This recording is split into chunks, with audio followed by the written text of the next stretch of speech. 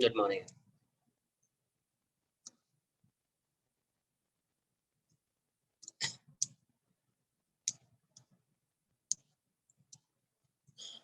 Last lecture में अपन ने पोटेंशियल एनर्जी डिस्कस किया, right? Gravitational potential energy note करके कुछ पॉइंट्स लिखा।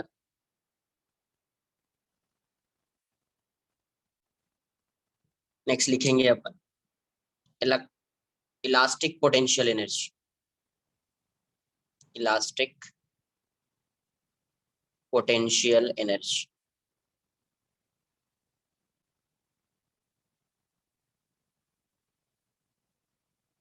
इलास्टिक पोटेंशियल एनर्जी क्या लिखेंगे अपन? Elastic potential energy. Elastic potential energy मतलब इलास्टिसिटी किसके अंदर है? यहाँ पे जितना भी अपन ने पढ़ा है तो उसमें स्प्रिंग के अंदर आती होती है इलास्टिसिटी, राइट?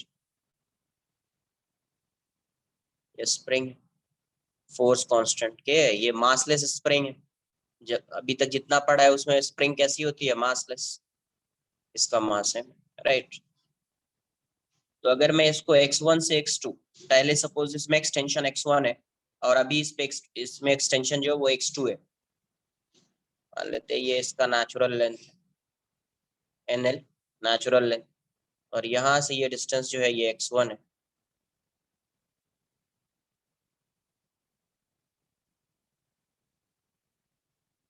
और ये यहाँ पे आ गया मास है, और ये इसका डिस्टेंस x2 है, राइट? तो आप इसकी पोटेंशियल एनर्जी को क्या लिखेंगे? तो अपने को पता है work done by spring force क्या होता है, राइट? तो मैं क्या करता हूँ, किसी को रेफरेंस अज्यूम करना पड़ेगा। तो ये जो नेचुरल लेंथ है इसी को रेफरेंस अज्यूम कर लेते हैं। लेट्स से यू, इसी को क्या अज्यूम कर लिया? रेफरेंस। अगर इसको रेफरेंस अज्यूम करेंगे तो यहाँ का पोटेंशियल आप फाइंड कर सकते हैं। इस यहाँ का भी पोटेंशियल फाइंड कर सकते हैं, चेंज इन पोटेंशियल भी फाइंड कर सकते हैं। तो मैं डायरेक्ट अगर चेंज इन पोटेंशियल लिखूं, देखो यहाँ वो अपने को क्या पता है कि work done by conservative force जो होता है वो क्या होता है? Minus change in potential energy, right? Work done by conservative force equals to minus change in potential energy. क्यों यहाँ पे कंजर्वेटिव कौन सा फोर्स होगा? तो स्प्रिंग फोर्स है। स्प्रिंग फोर्स का वर्क डन जो है, स्प्रिंग फोर्स क्या है? कंजर्वेटिव फोर्स है। तो ये work done by conservative force, work done by conservative forces, right? तो इसको आप क्या लिखेंगे? Minus half k x final square minus x initial square equals to minus delta U, right? तो delta U change in potential energy आप find कर सकते हैं। तो यहाँ से हो जाएगा half, minus minus cancel out हो जाएगा, half x f square minus half x i square. तो ऐसा अस्यूम कर रहे ये हो जाएगा आपका चेंज इन पोटेंशियल एनर्जी। अब यहाँ से अगर आप देखो, लेट से if x I zero, x I zero, zero मतलब नेचुरल लेंथ में, तो इसके पोटेंशियल को क्या अज्यूम कर लिया? u1 is zero. And x final को मैं अगर एक्स अज्यूम कर लूं, एक्स, u2 को u, तो यहाँ से क्या आ जाएगा? डेल्टा डेल्टा यू की वैल्यू क्या हो जाएगी आपको? हाफ के एक्स फाइनल मतलब x square minus zero square, right? तो ये हो जाएगा u2 minus u1 equals to half k x square. तो u2 की वैल्यू u है, u1 की वैल्यू जीरो है, तो ये क्या हो जाएगा? हाफ के एक्स स्क्वायर हो जाएगा। तो अगर इनिशियली कोई एक्सटेंशन नहीं है, उसी को आप रेफरेंस अज्यूम कर रहे हैं, तो उस केस में किसी भी एक्स डिस्टेंस, एक्स एक्सटेंशन या कंप्रेशन के लिए जो स्प्रिंग के अंदर पोटेंशियल एनर्जी स्टोर होगी वो कितनी हो जाएगी? u equals to half k x square. अब देखो इसको, इसी को रेफरेंस माना है। यहाँ पे एक्स की वैल्यू क्या है? जीरो है, राइट? यहाँ पे एक्स की वैल्यू क्या है? जीरो। ये किसमें है? नेचुरल लेंथ पे। किसमें है? Natural length. तो यहाँ का पोटेंशियल, अगर जब स्प्रिंग को आपने कितना एक्सटेंड किया x1, तो यहाँ पे स्प्रिंग में पोटेंशियल एनर्जी आप फाइंड कर सकते हैं। कितना हो जाएगा? हाफ के x1 स्क्वायर, हाफ के x1 स्क्वायर, राइट? उसी तरीका से जैसे x2 अगर एक्सटेंड किया तो उसमें भी आप फाइंड कर सकते हैं। x2 फाइंड किया, उसमें भी आप कर सकते हैं। ये x2 है, तो कितने डिस्टेंस पे? x2 डिस्टेंस पे है, तो पोटेंशियल एनर्जी कितनी आ जाएगी? हाफ के x2 स्क्वायर। क्या आ जाएगी? हाफ के x2 square, right?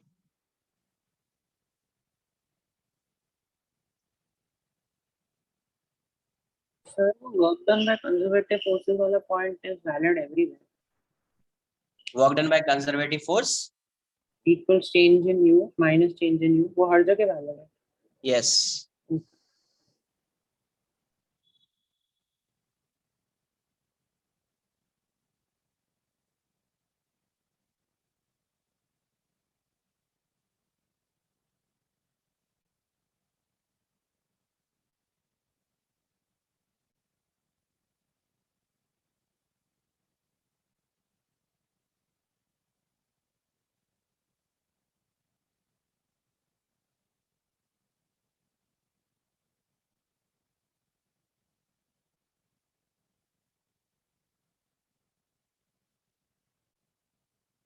Sir yes sir.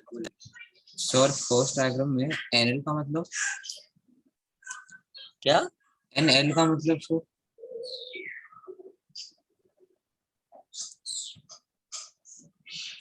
Okay ठीक है. नेचुरल.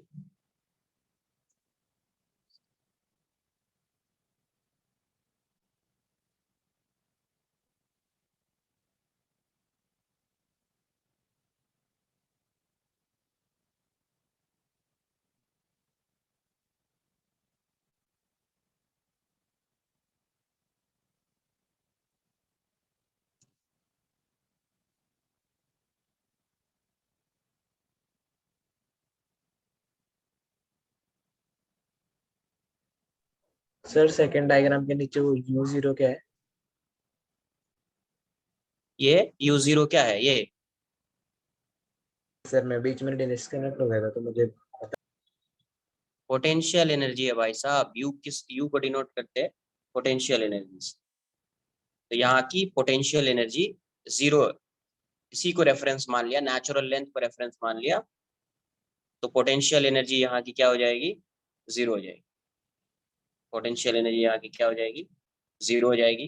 रेफरेंस अज्यूम कर लिया इसी को, मतलब जब ये स्प्रिंग नेचुरल लेंथ में होगा तो उस केस में potential energy stored in the spring क्या होगा? Zero. Potential energy stored in the spring क्या होगा? जीरो. राइट. तो इसकी पोटेंशियल एनर्जी को जीरो है ना.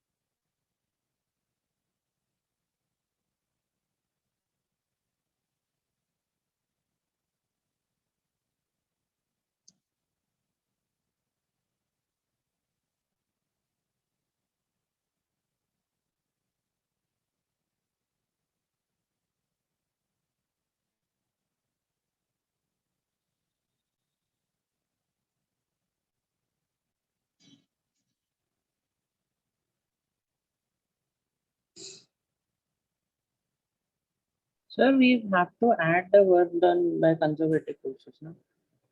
Sir Work done by part please. Work done by conservative force, जो भी कंजर्वेटिव फोर्स होगा उसको ऐड करेंगे, बट यहाँ पे सिर्फ कंजर्वेटिव फोर्स क्या है? स्प्रिंग. Yes, sir.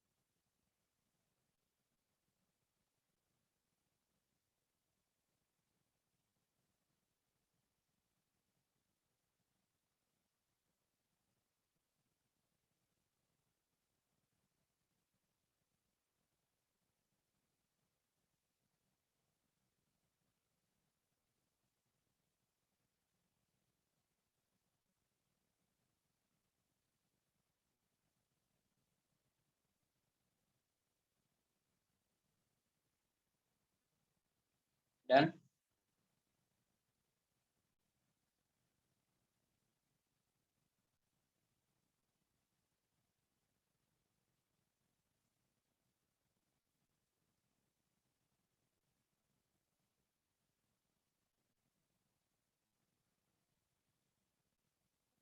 इसको अगर कंप्रेस करेंगे तो भी यही है, एक्सटेंड किया या कंप्रेस किया तो भी यही है, चेंज थोड़ी हो गई है। अरे एक्स स्क्वायर है, पॉजिटिव ही आएगी ना value.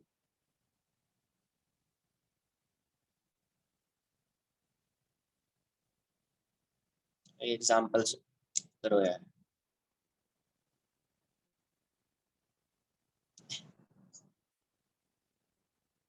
Sir, what is K? First lecture है क्या तुम्हारा ये? So first lecture actually I wasn't able to join. Hmm. K is a spring force constant, laws of motion से बताता आ रहा हूँ, स्प्रिंग फोर्स कांस्टेंट। Okay.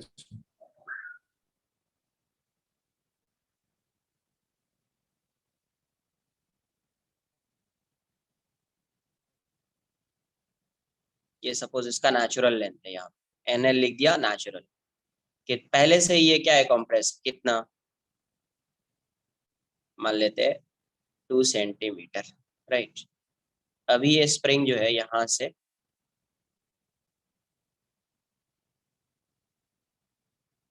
यहाँ पे आज मास है, ये डिस्टेंस जो दिया हुआ है ये 5 सेंटीमीटर। के की वैल्यू 100 Newton/मीटर and mass is given as 2 kg। 2 kg find, ये इनिशियल पोजीशन है, ये इनिशियल कॉन्फ़िगरेशन है,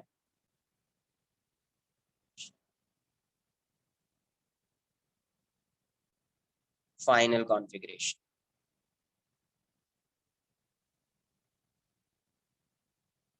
find the change in potential energy of spring. Find the change in potential या इलास्टिक पोटेंशियल एनर्जी, दोनों same होगा spring के case. उसी को इलास्टिक बोल रहे हैं बिकॉज ये वाला लेंथ चेंज हो रहा है, इसलिए elastic. Elastic potential energy, find the elastic potential energy in the spring, find the change in elastic potential energy।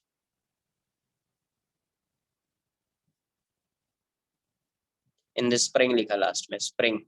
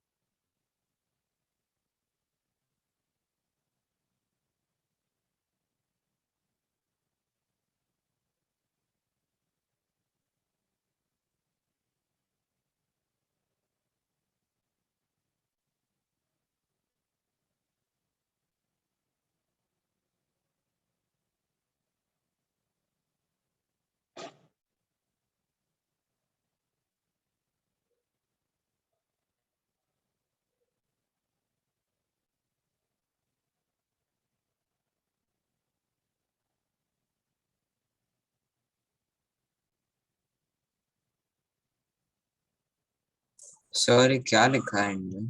Elastic potential. नहीं सुनते हो क्या? लेक्चर में अटेंड करते हो क्या? करते हो तुम लोग? टाइम पास करते हो क्या बैठ के?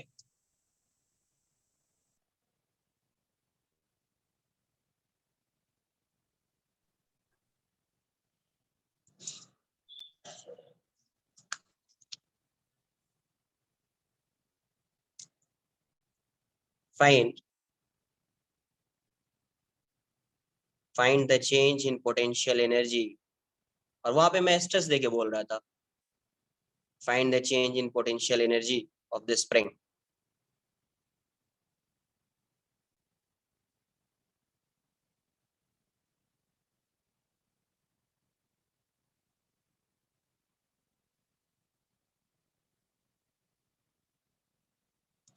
बताइए आंसर क्या है?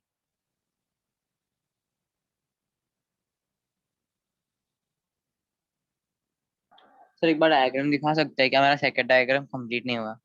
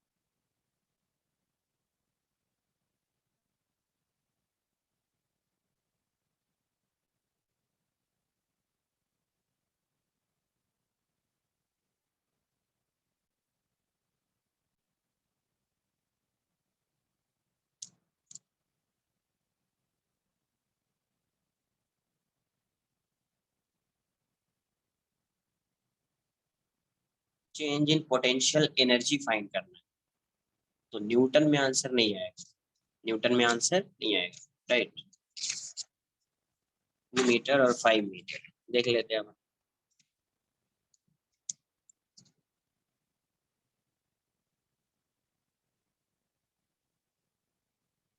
यहाँ पे ये ऐसा है,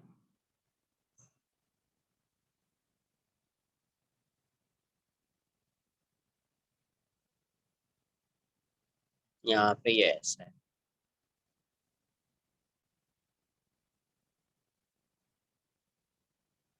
ये इसका नेचुरल लेंथ है, और ये डिस्टेंस दिया हुआ है 2 सेंटीमीटर, और ये डिस्टेंस दिया हुआ है 5 सेंटीमीटर। तो ये डिस्टेंस कितना आ जाएगा? 3 सेंटीमीटर हो जाएगा, राइट। तो एक्स एक्स इनिशियल कितना होगा? तो पहले ये इतना कम कंप्रेशन था कितने का? 2 सेंटीमीटर का, तो एक्स इनिशियल इज 2 सेंटीमीटर। तो इसको एसआई यूनिट में लिखेंगे तो 2 into 10⁻² metre. X final is 3 centimetre, 3 into 10⁻² metre. तो यहाँ से क्या आ जाएगा? Change in potential energy of spring क्या होता है? Half k x final square minus x initial square. Half k x final square minus x initial square. तो हाफ के की वैल्यू क्या है? 100। एक्स फाइनल इज 3 इंटू 10⁻² का square हो जाएगा, -2 इंटू 10⁻² का स्क्वायर हो जाएगा। तो यहाँ से ये वाली वैल्यू कितनी जाएगी? 1/2 इंटू 100, ये जाएगा 9 इंटू 10⁻⁴, ये हो जाएगा 4 इंटू 10⁻⁴। तो यहाँ से क्या आ जाएगा? 100/2, ये वाली वैल्यू हो जाएगी 5 इंटू 10⁻⁴। तो ये 2.5 हो जाएगा, 10⁻² इंटू 2.5 इंटू 10⁻⁴। तो ये वाली वैल्यू कितनी हो जाएगी? 2.5 इंटू 10⁻²। तो आंसर कितना हो जाएगा? 25 इंटू 10⁻³ जूल, या आप इसको ऐसे भी लिख सकते हैं 25 मिली जूल। 25 मिली जूल, ठीक है। So can you show up above?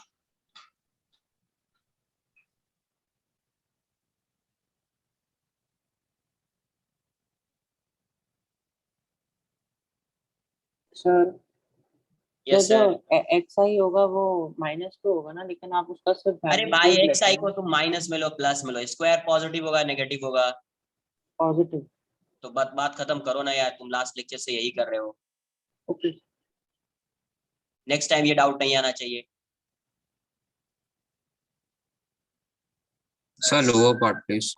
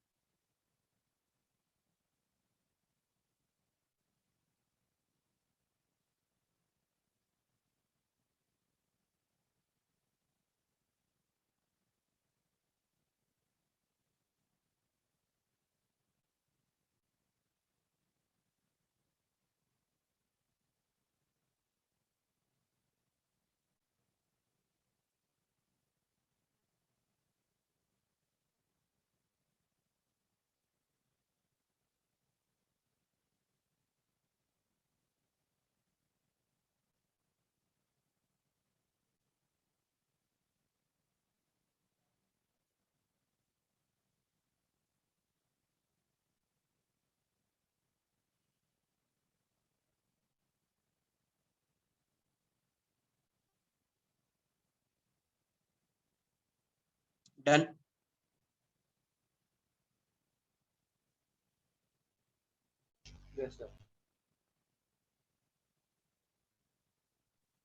Sir yes sir बोलिए। इलास्टिक पोटेंशियल की बात करते हैं तो अपन बोल सकते हैं कि work done by spring force ही हुआ वो भी। हाँ इलास्टिक पोटेंशियल एनर्जी का मतलब वही है, work done by spring force जो आएगा उसमें माइनस साइन लगा दीजिए, तो वही change in elastic potential energy बन। उसमें क्या करना है, माइनस साइन लगा देना है, तो change in elastic potential energy बन। ठीक है। यस।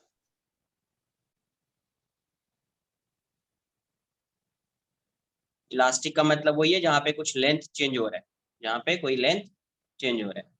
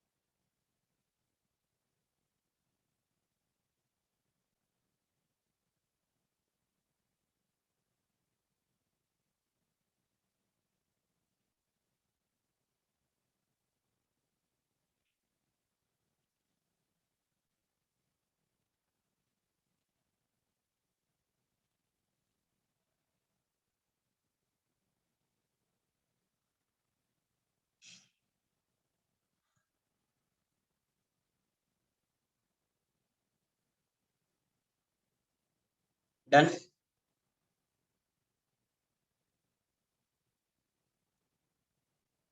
सर वेट एक मिनट, लोअर पार्ट दिख रही है।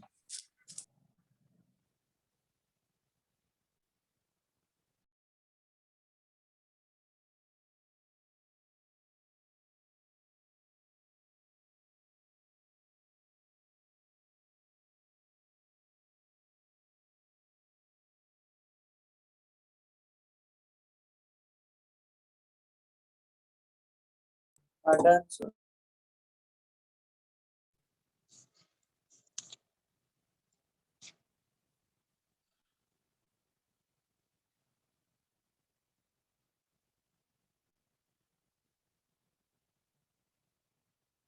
एक मिनट।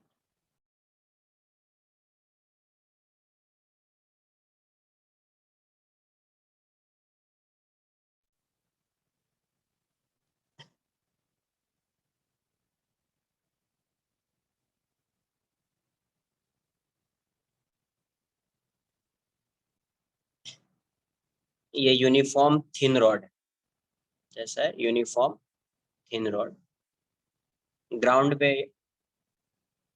यूनिफॉर्म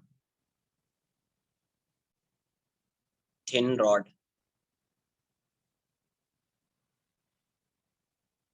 कंपलसरी नहीं है थिन होना, बट यहाँ पे अपन ले रहे हैं। इसका मास m है और लेंथ l, मास m लेंथ l। इस ग्राउंड को रेफरेंस लाइन अज्यूम कर रहे हैं। क्या अज्यूम कर रहे हैं? Reference line. Reference line question में आपसे पूछा गया है find the potential energy of reference line, मतलब इसकी वैल्यू 0 है। इस पॉइंट पे, इस सरफेस पे पोटेंशियल, इस सरफेस, ये जो लाइन है, यहाँ पे कोई भी पॉइंट होगा, कोई भी ऑब्जेक्ट होगा, उसकी पोटेंशियल एनर्जी क्या हो जाएगी? 0 हो जाएगी। जैसे जैसे हाइट इंक्रीज होता जाएगा पोटेंशियल एनर्जी इंक्रीज होती जाएगी। तो find the potential energy of rod, find the potential energy of, find the potential energy of uniform rod, of a uniform rod. इसकी पोटेंशियल एनर्जी फाइंड करनी है। आप क्वेश्चन नोट कर लीजिए, इसको मैं सॉल्व कर।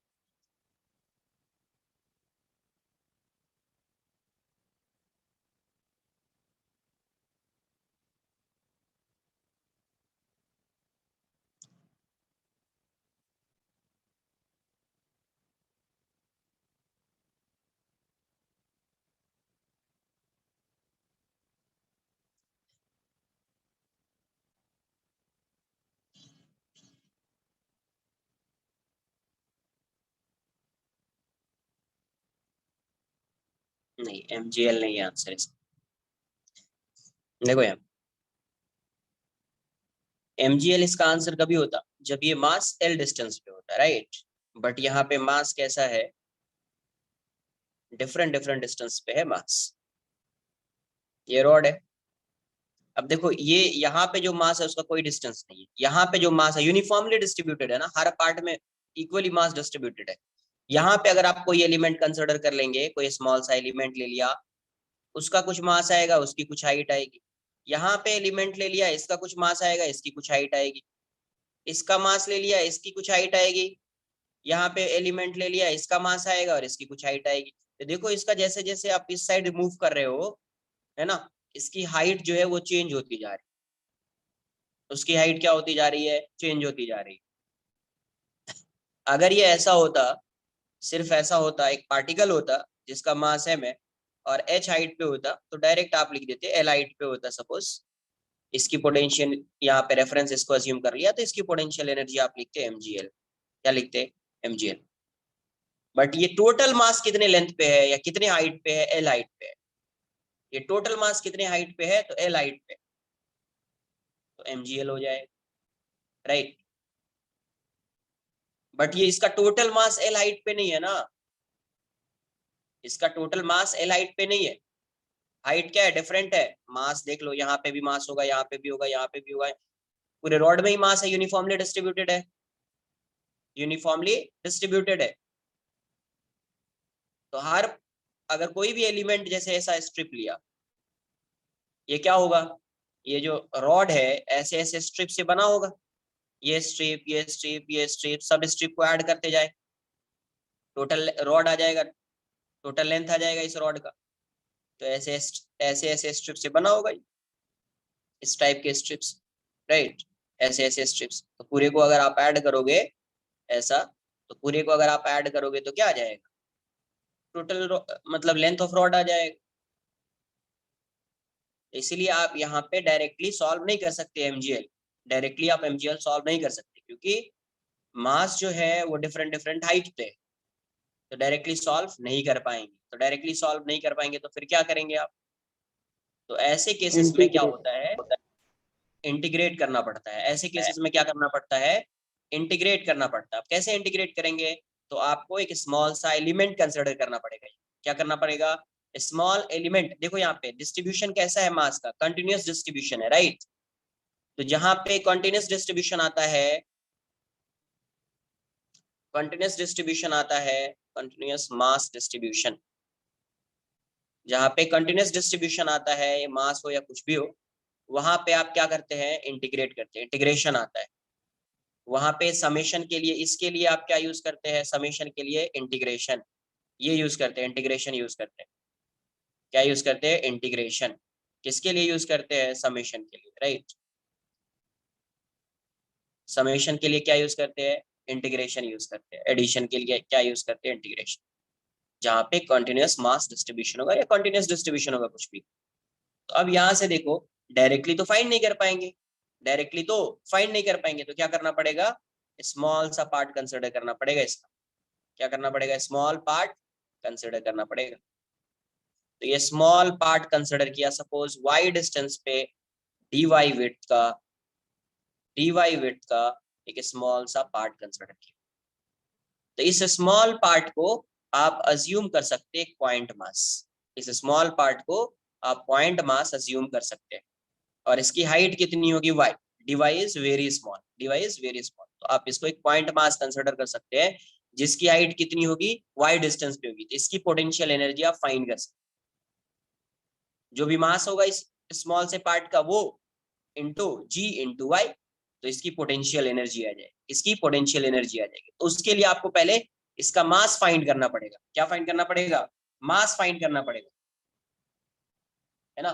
तो मास फाइंड करने के लिए क्या करेंगे आप, कैसे मास फाइंड करेंगे, तो लेट्स से इसका मास मैं अज्यूम कर लेता हूँ dm।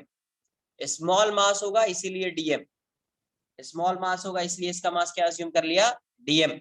अब dm कैसे फाइंड करेंगे, तो यूनिटरी मेथड लगाना है। क्या लगाना है, यूनिटरी मेथड। जैसे लेंथ l है, लेंथ l तो मास क्या है, इस टोटल लेंथ l के लिए मास की वैल्यू क्या है, m। लेंथ अगर 1 यूनिट होगा, इसी रॉड कैसा है, यूनिफॉर्म है, यूनिफॉर्म मतलब मास डिस्ट्रीब्यूशन हर जगह पे सेम है। तो लेंथ l तो मास क्या है, m। लेंथ अगर 1 यूनिट होगा तो मास क्या हो जाएगा, m/l। लेंथ इसका कितना है, dy। लेंथ इसका कितना है, dy। तो dy का मास कितना आ जाएगा, dy के लिए क्या हो जाएगा, m/l into dy, right. m/l into, यही क्या है, ये मास ऑफ स्मॉल एलिमेंट है, मास ऑफ स्मॉल एलिमेंट। ये जो m/l है, इसको बोलते हैं मास पर यूनिट लेंथ। m/l को क्या बोलेंगे अपन, मास per unit length. Unit length का अगर मास गिवन है, 1 यूनिट का मास गिवन है, तो 5 यूनिट का मास फाइंड करना है। तो क्या करोगे, मास पर यूनिट लेंथ को 5 से मल्टीप्लाई कर दोगे। 1 यूनिट का मास गिवन है, 10 यूनिट का मास फाइंड करना है, तो m/l गिवन है, मास पर यूनिट लेंथ को 10 से मल्टीप्लाई कर दोगे। वही किया है, मास पर यूनिट लेंथ m/l है, dy लेंथ का मास फाइंड करना है, कितने लेंथ का, dy। तो इसको क्या किया, dy से मल्टीप्लाई कर दिया, राइट। मास पर यूनिट लेंथ क्या है, m/l। You have to find the mass of dy length. तो क्या करना है, मास पर यूनिट लेंथ को, जितने लेंथ का मास फाइंड करना है उस लेंथ से आपको मल्टीप्लाई कर देना। तो m/l into dy, m/l into dy, यही क्या है, मास ऑफ स्मॉल एलिमेंट। इसका मतलब dm की वैल्यू क्या हो जाएगी, answer dm is m/l into dy। यही dm है, मास ऑफ स्मॉल एलिमेंट क्या है, dm। तो dm की वैल्यू क्या हो जाएगी, m/l into dy, m/l into dy। आगे चल के इसको m/l को लैम्डा भी बोलेंगे, बट डिस्कस करेंगे बाद में। dm क्या हो जाएगा, m/l इंटू dy। अब देखो ये जो स्मॉल सा एलिमेंट लिया है, वो कितने हाइट पे है, ये जो dm मास लिया है स्मॉल सा एलिमेंट, ये कितने हाइट पे है, y हाइट पे। तो इसकी पोटेंशियल एनर्जी आप क्या लिखोगे, स्मॉल सी पोटेंशियल एनर्जी आएगी, तो उसको मैं du लिख देता हूँ, है ना। या तो ऐसा लिख दीजिए, potential energy of, potential last में जो आएगा उसको लर्न कर लेना है, वो समझ में आ जाएगा आपको। Potential energy of dm mass, dm mass, dm मास। तो इसको मैं du बोल देता हूँ। du की वैल्यू कितनी हो जाएगी, mgl। तो dm इंटू जी इंटू वाई, dm इंटू जी इंटू वाई। तो यहाँ से du की वैल्यू को आप क्या लिखोगे, dm क्या हो जाएगा, m/l इंटू dy इंटू जी इंटू वाई, इंटू जी इंटू वाई। पहले इतना नोट कर लीजिए, फिर देखते क्या आता है। लास्ट में कुछ रिजल्ट आएगा, सिंपल सा रिजल्ट आएगा कुछ, उसको लर्न कर लेना है और क्वेश्चन को उसी के अकॉर्डिंग जो भी वैसा क्वेश्चन होगा उसको सॉल्व करना है, उसको सॉल्व करना सर थोड़ी देर के लिए लोअर पार्ट दिखाओगे please? Sure. Sir, Sir, upper Yes, जो part- सर जो ऊपर वाला पॉइंट होता है दैट इज तो but connected to the lower वाला पॉइंट्स ना। कौन सा? So the top most, suppose कोई भी सेगमेंट ले लो कोई भी हाइट पे, बट वो नीचे का पार्ट पे कनेक्टेड रहेगा ना। सेगमेंट ये लिया था, इसको हटा देंगे ना, सिर्फ इतने ही पार्ट की बात कर रहे हैं ना भाई साहब। अरे सेगमेंट ये एलिमेंट लिया, सिर्फ इतने की, सिर्फ इसी एलिमेंट की स्टडी कर रहे हैं अभी, तो सिर्फ उसको कंसिडर करना है। टेंशन थोड़ी फाइंड कर रहे हैं कि एलिमेंट ले लिया तो सर, एलिमेंट ले लिया तो इस साइड भी टेंशन आएगा, उस साइड भी आएगा, इसका भी नहीं मास नहीं कंसिडर कर sir, I am saying suppose I hold a ball in the air somewhere, तो but like the ball is not connected ना नीचे किसी भी चीज से, ऐसे ही फ्री है ना, हाथ में पकड़ा कर छोड़ देंगे उसको, तो that means here it is connected to the नीचे का जो भी पॉइंट्स है। अरे भाई स्मॉल एलिमेंट ले रहे हैं, किससे बना होगा ये? स्मॉल स्मॉल एलिमेंट से मिलकर बना होगा, राइट? तो हर एलिमेंट का जो जो एलिमेंट ये रॉड है, स्मॉल स्मॉल ऐसे ऐसे एलिमेंट से मिलकर बना होगा ये। तो ऐसे ऐसे एलिमेंट से जो मिलकर बना होगा, तो जो एलिमेंट है, हर एलिमेंट की हाइट क्या है? डिफरेंट। हर एलिमेंट की हाइट क्या है? डिफरेंट है। तो directly you can't find the value of potential energy of this rod, right? क्योंकि हाइट डिफरेंट है, तो आप डायरेक्टली फाइंड नहीं कर पाएंगे कि पोटेंशियल एनर्जी इस रॉड की क्या होगी। तो इसको बेसिक, इसका जो बेसिक एलिमेंट है उसको लेंगे, उसको कंसिडर करेंगे और फिर वहां से सॉल्व करना है स्टार्ट करेंगे। पहले ये पढ़ा है क्या, हाँ या ना? Yes sir. कहाँ पे पढ़ लिया ये? सर इंटीग्रेशन पढ़ा है, ये नहीं वाला, अरे ये वाला है। इंटीग्रेशन में, इंटीग्रेशन की बात कर रहा हूँ यहाँ पे। ये पोटेंशियल एनर्जी एलिमेंट लिया, एलिमेंट को अलग करके सॉल्व किया, ऐसा पढ़ा है क्या कभी? नहीं नहीं नहीं पढ़ा तो फर्स्ट टाइम पढ़ा रहा हो तो समझने की कोशिश करो ना, फिर अपना तुम लॉजिक क्यों लगा रहे हो? पहले पढ़ा होता कुछ, हाँ कुछ नॉलेज है पहले से, फिर डिस्कशन का कोई मीनिंग होता है। कुछ पता नहीं है फिर डिस्कस कर रहे हैं तो कोई मीनिंग नहीं होती उस चीज की। उसको समझिए, क्या बताया जा रहा है उसको समझिए। Sir lower part please. ये नहीं कि सर ये एलिमेंट लिया तो ये पार्ट कैसे हट गया। अरे इसी एलिमेंट को कंसिडर कर रहे हैं। अगर एक ये रॉड नहीं होगी, एक पॉइंट, इसलिए ये एग्जांपल लिया कि अगर रॉड नहीं होगी, अगर ये एक मास होता है ना, इस रॉड का भी मास m है और एक मैंने पॉइंट मास ले लिया उसका भी मास m है, तो अगर मास एक ही पॉइंट पे पूरा मास कॉन्सेंट्रेटेड होता तो उस केस में आप क्या करते?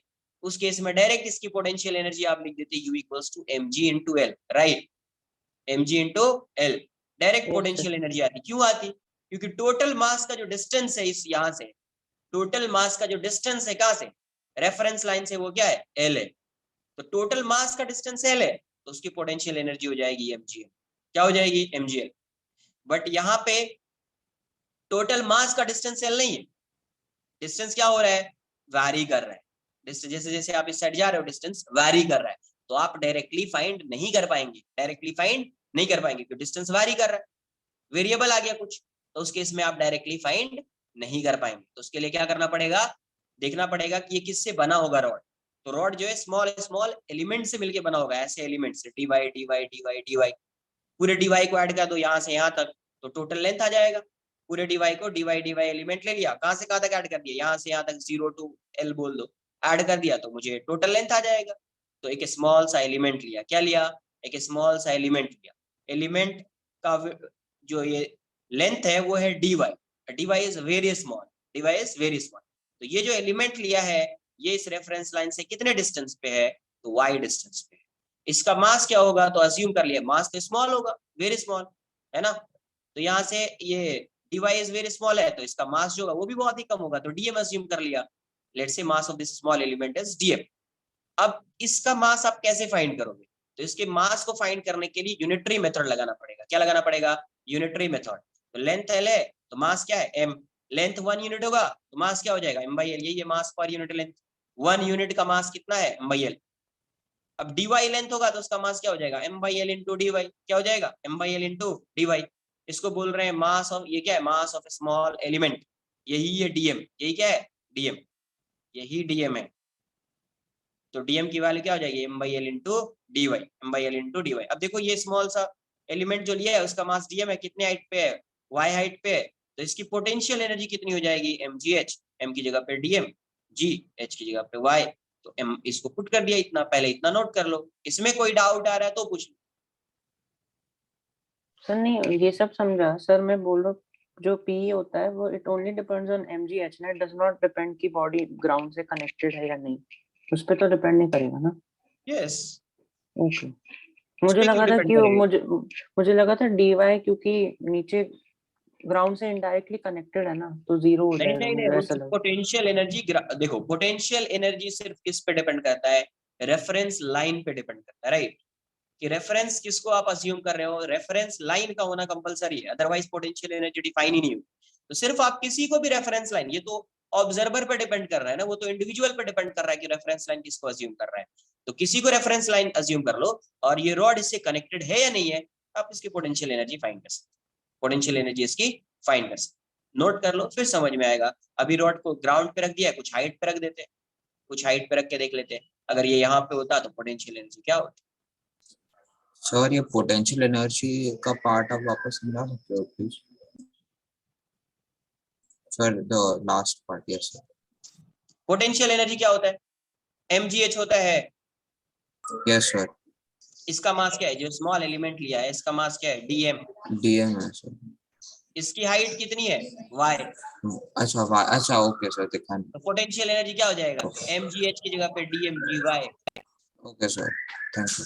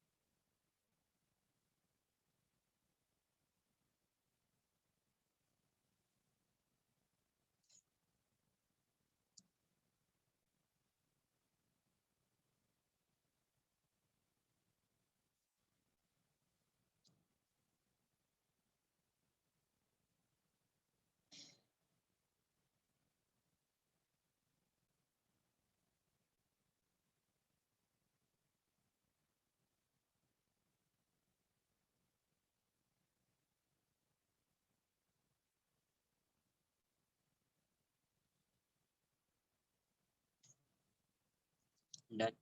तो टोटल पोटेंशियल एनर्जी क्या के लिए क्या करेंगे, ये जो स्मॉल स्मॉल एलिमेंट ले रहे हैं, स्मॉल स्मॉल एलिमेंट हर किसी की पोटेंशियल एनर्जी को ऐड करना पड़ेगा, राइट? तो ऐड करने के लिए यहाँ पे क्या करेंगे, ऐड करने के लिए इंटीग्रेट करना पड़ेगा। तो टोटल पोटेंशियल एनर्जी,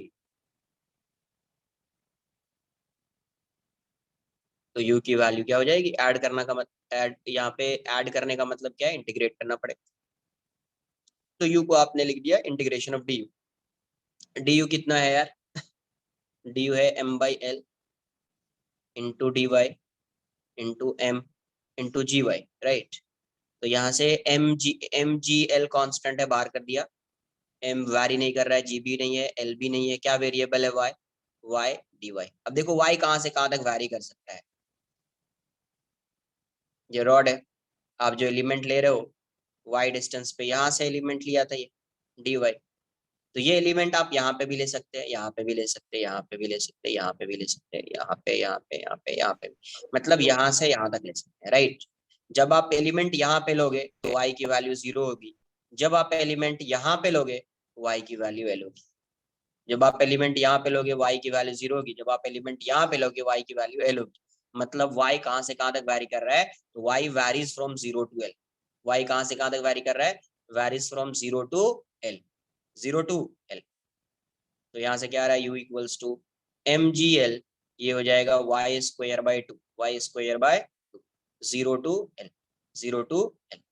तो u की वैल्यू क्या आ गई, mg by 2l into l square minus 0 square. तो यहाँ से इसकी पोटेंशियल एनर्जी कितनी हो जाएगी, mg l square by 2l, l से l कैंसल आउट हो जाएगा, तो u की वैल्यू कितनी आ जाएगी, u equals to mgl by 2, क्या हो गई पोटेंशियल एनर्जी, mgl नहीं mgl बाय 2। अब यहाँ से समझिए, कहीं पे भी रॉड आ गया ऐसा यूनिफॉर्म रॉड, कैसा रॉड है ये, यूनिफॉर्म रॉड, रॉड कैसा है ये, यूनिफॉर्म। अगर ये यूनिफॉर्म रॉड है तो क्या करना है कि इसकी पोटेंशियल एनर्जी क्या हो जाएगी, mgl हो जाएगी, मास ml है, लेंथ l, मास m लेंथ l है, इसकी पोटेंशियल एनर्जी अपने को पता है mgl, ये रेफरेंस लाइन है, ये क्या है, रेफरेंस लाइन है, u की वैल्यू 0 यहाँ पे रेफरेंस लाइन।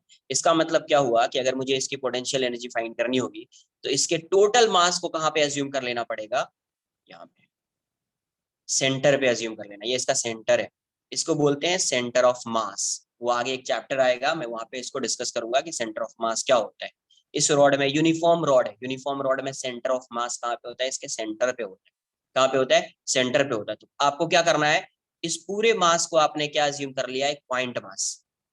सेंटर ऑफ मास मतलब एक ऐसा पॉइंट होगा जहां पे आप पूरे बॉडी के मास को अज्यूम कर सकते। सेंटर ऑफ मास क्या होता है, centre of mass is a point where the whole mass of a body is assumed to be concentrated, right। मतलब आप पूरे बॉडी के मास को कहाँ पे अज्यूम कर सकते हैं, सेंटर ऑफ मास पे अज्यूम कर सकते हैं। कहाँ पे अज्यूम कर सकते हैं, सेंटर ऑफ मास, ये सेंटर है, इसको आप बोल सकते हैं सेंटर, या अलग से मैं इसको लिख देता हूँ सेंटर ऑफ मास। ये सेंटर ऑफ मास एक चैप्टर ही है, उसको आगे डिस्कस करेंगे अपन, ठीक है।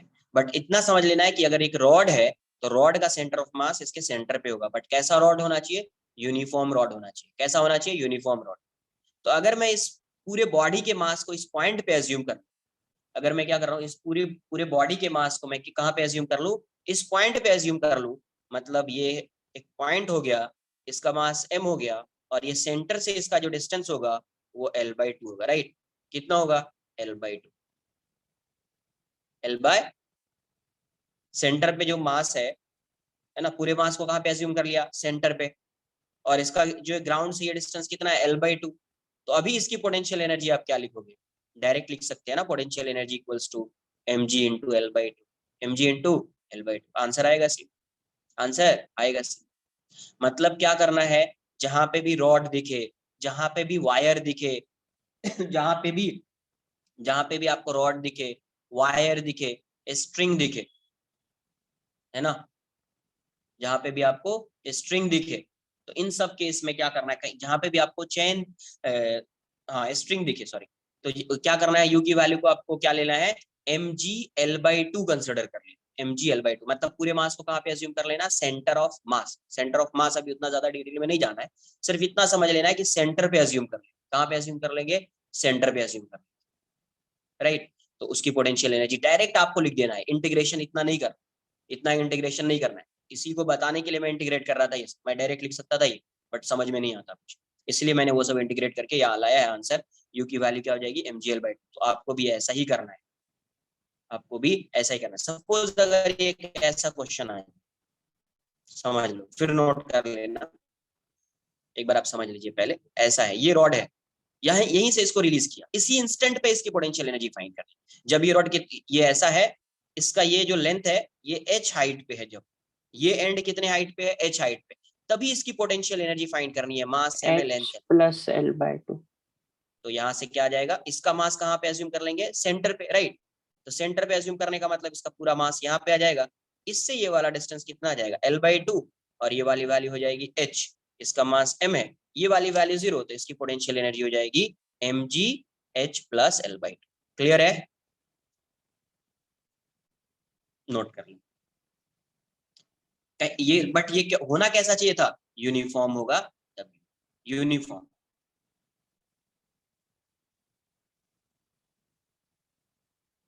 तो कहीं पे भी आपको रॉड दिखे, वायर दिखे, स्ट्रिंग दिखे, चेन दिखे, इन सब में क्या करना है, यूनिफॉर्म रहना चाहिए।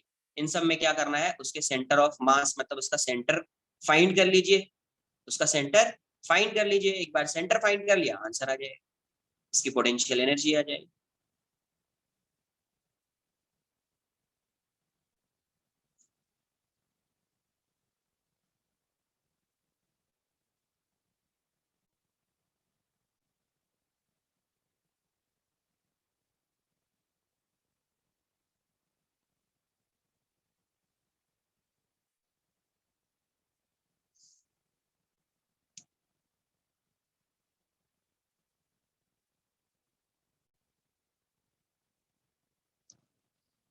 Sir lower part please.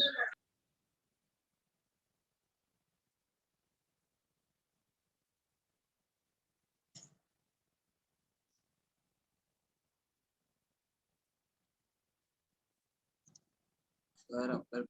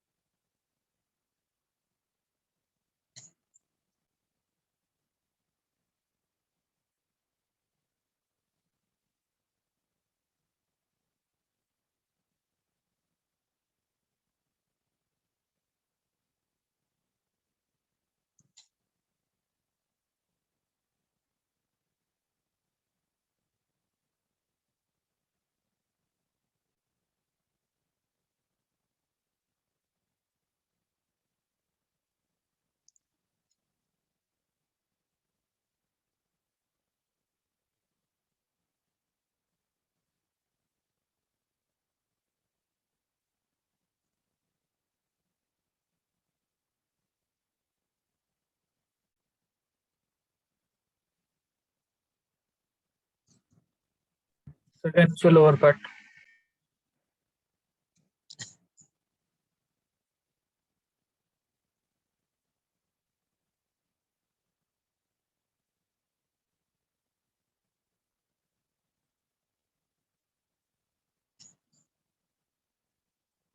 So can you show the upper part once?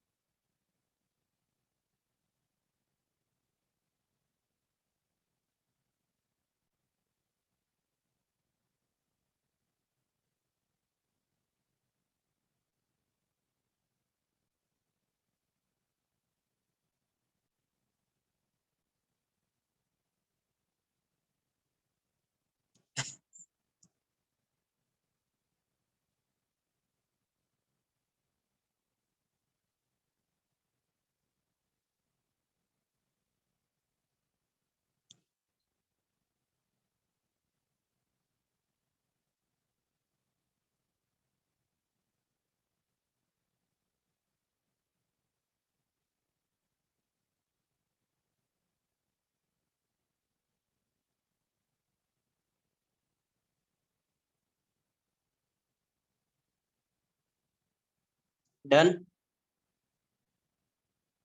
1 minute sir.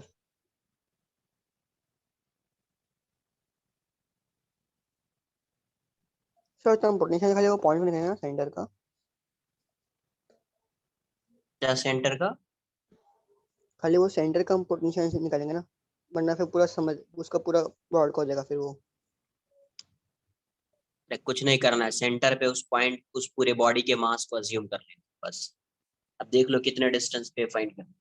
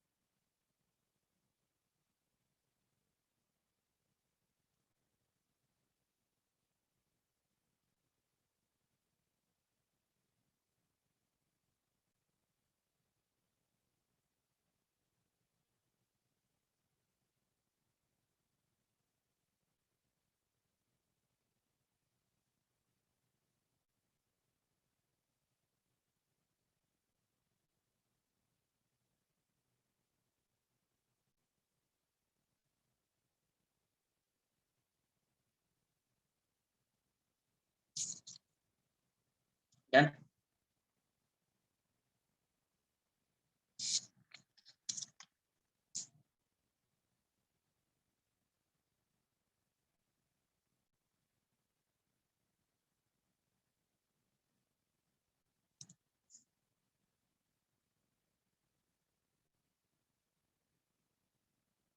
Uniform rod, length L, mass M, ground ये है, इसी को रेफरेंस अज्यूम कर रहे हैं। इसकी हाइट एच, बताओ इसकी पोटेंशियल एनर्जी क्या होगी इस रॉड की?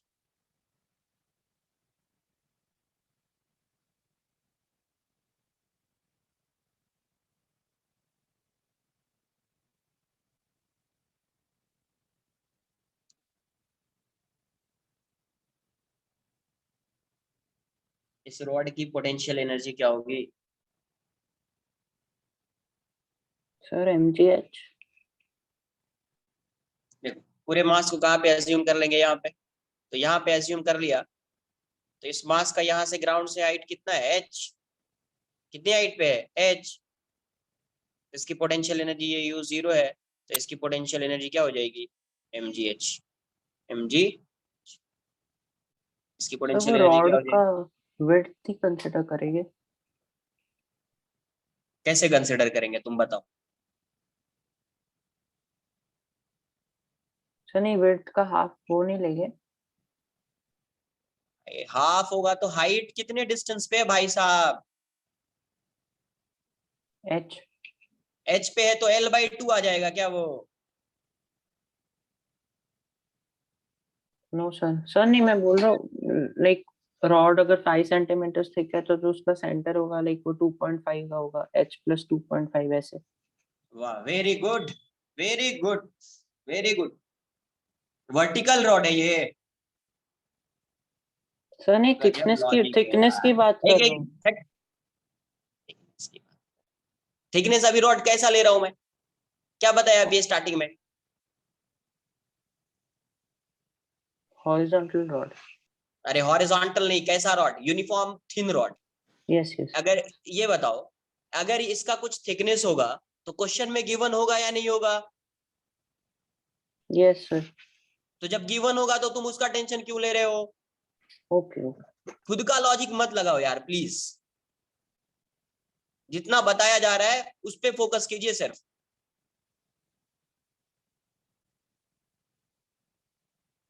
सर एल बाई टू पे होगा, क्या एल बाई टू पे होगा? जब कुछ गिवन ही नहीं है इसका थिकनेस, इसका मतलब ये थिन रॉड है। गिवन होगा इसका मतलब कंसिडर करेंगे, नहीं गिवन होगा नहीं कंसिडर करेंगे, सिंपल है। और ये पूरा रॉड के हॉरिजॉन्टल है, हॉरिजॉन्टल मतलब इसका सेंटर यहाँ पे आएगा, तो सेंटर से इसका डिस्टेंस है अभी एच है, सिर्फ एच, क्योंकि ये थिन रॉड है। कैसा है, थिन, कुछ नहीं गिवन है, थिन। ओके कुछ अगर इसका डायमेंशन अगर अगर इसका कुछ थिकनेस होगा गिवन होगा, नहीं गिवन है तो थिन लेंगे।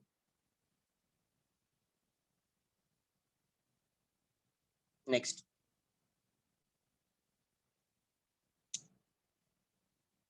Uniform chain, uniform chain of length L, chain of length L, and mass M, overhangs a smooth table with its two-third part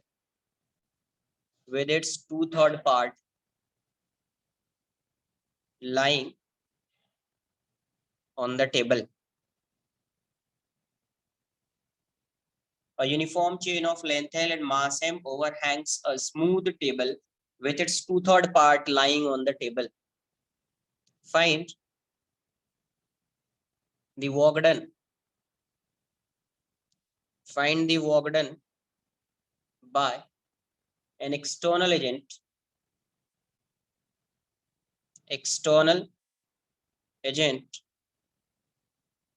to bring the chain on the table slowly, मतलब accelerate उसको नहीं करा रहे, right. Question copy कर लीजिए, फिर देखते हैं इसको कैसे सॉल्व करेंगे।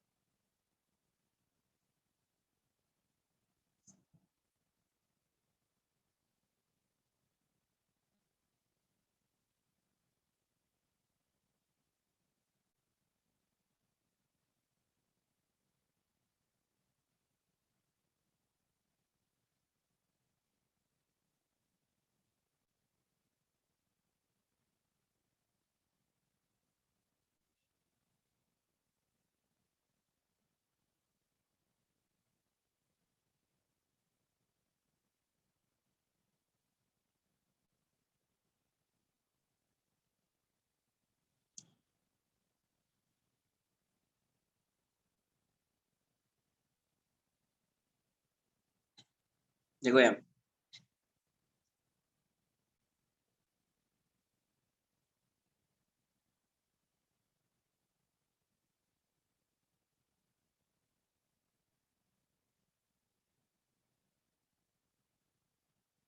a uniform chain of length L and mass M overhangs a smooth table with its two-third part lying on the table. ये लेंथ जो है वो 2L/3 है, तो ये लेंथ कितना होगा L/3।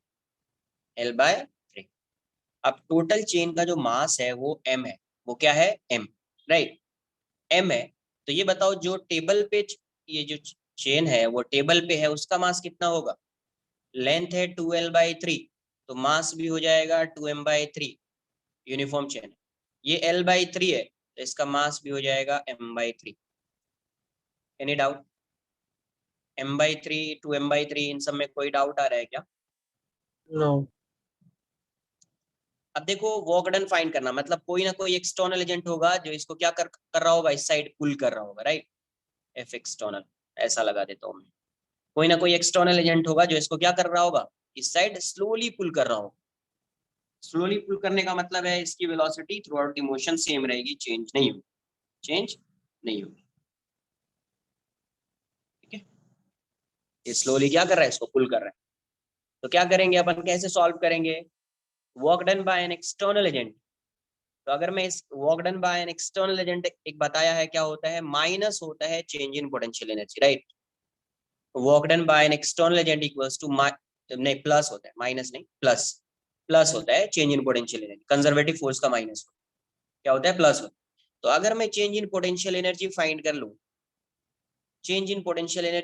लूं, तो क्या मुझे ये work done by this force आ जाएगा? क्या आ जाएगा? मुझे work done by F external आ जाए, ठीक है, ये वाली वैल्यू आ जाएगी। तो देखते हैं कैसे सॉल्व करेंगे अपन, कैसे change in potential energy find करेंगे। तो पहला जो है इनिशियल कॉन्फ़िगरेशन है वो ऐसा है। तो अभी क्या करेंगे, किसी ना किसी को रेफरेंस अज्यूम करना पड़ेगा, क्योंकि change in potential energy find करना है तो रेफरेंस किसी को भी अज्यूम करेंगे, चेंज इन पोटेंशियल एनर्जी में कोई चेंज होने वाला नहीं है ना, change in potential energy remain same, क्योंकि चेंज इन पोटेंशियल एनर्जी नहीं है, वो क्या है, चेंज इन पोटेंशियल एनर्जी। तो किसी को भी आप रेफरेंस अज्यूम कर ले, आंसर वही रहेगा, आंसर वही रहेगा। तो अभी देख लेते हैं अपन।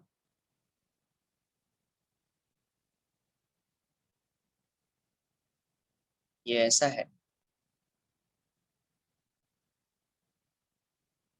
अब ये बताओ, मैं क्या करता हूँ, इसको इसी को रेफरेंस मान लेता हूँ, अज्यूम कर लेता हूँ। चैन इनिशियली ऐसा था, इसी को मैं क्या मान लेता हूँ, अज्यूम कर लेता हूँ, यही है रेफरेंस लाइन, यही है रेफरेंस लाइन या फ्रेम ऑफ रेफरेंस। मतलब इसकी जो पोटेंशियल एनर्जी है वो 0 अज्यूम कर रहा हूँ।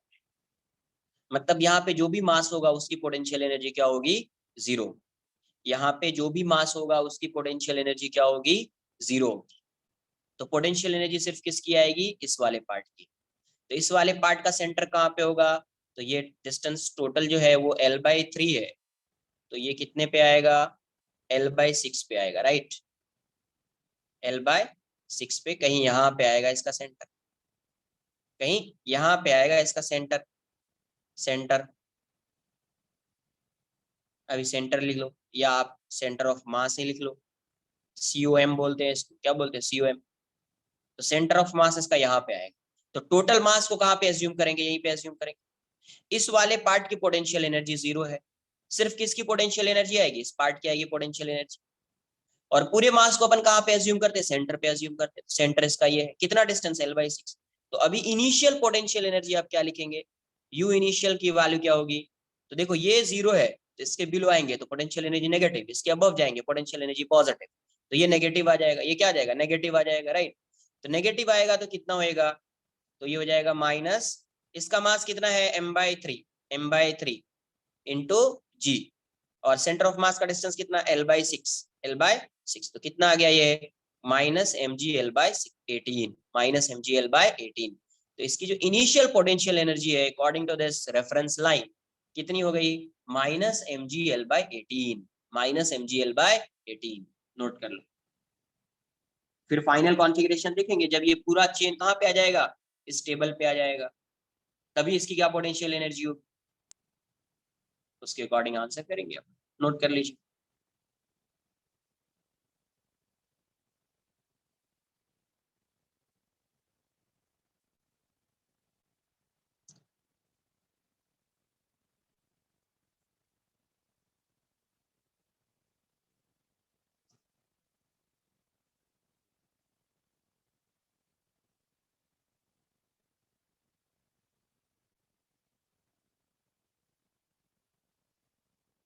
So can we show upper part?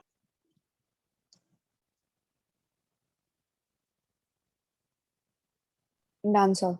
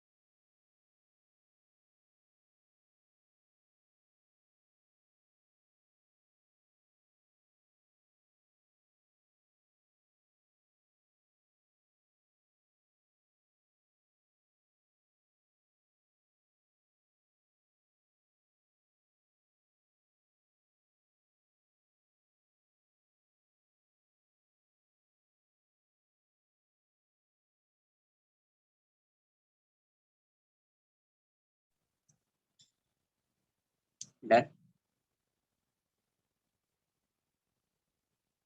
1 second sir.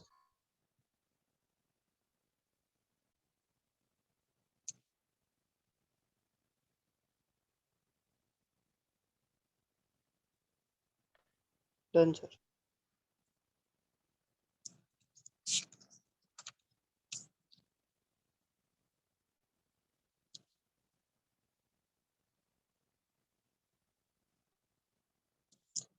Second में क्या आएगा, जब ये फाइनली पूरा चेन कहाँ पे आ गया है, स्टेबल पे आ चुका है।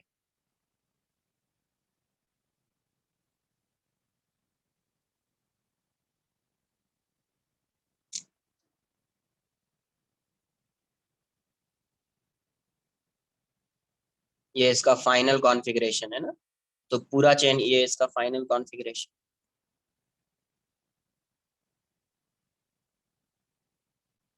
टोटल लेंथ क्या है, एल।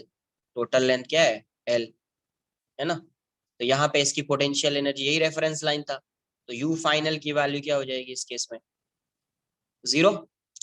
अरे रेफरेंस लाइन यही है ना यार इसका, इसी रेफरेंस लाइन पे आ चुका है ना अभी पूरा चेन, तो यू फाइनल क्या आ जाएगा, 0 आ जाएगा। तो चेंज इन पोटेंशियल एनर्जी कितनी हो जाएगी, u final minus you initial. तो यू फाइनल क्या है, 0, यू इनिशियल क्या है, minus m g l by 18, minus m g l by 18, तो ये कितना हो जाएगा, एम जी एल अपॉन 18 आ जाएगा। तो work done by an external agent क्या आ जाएगा, work done by an external agent, work done by an external agent, work done by an external agent क्या हो जाएगा, change in potential energy equals to delta U, equals to delta U, change in potential energy आ जाएगा।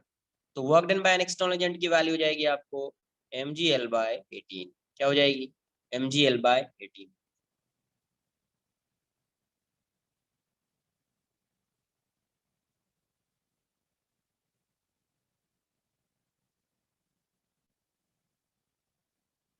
अगर आपसे question में पूछा जाता था, क्वेश्चन ऐसा होता, find the work done by gravity,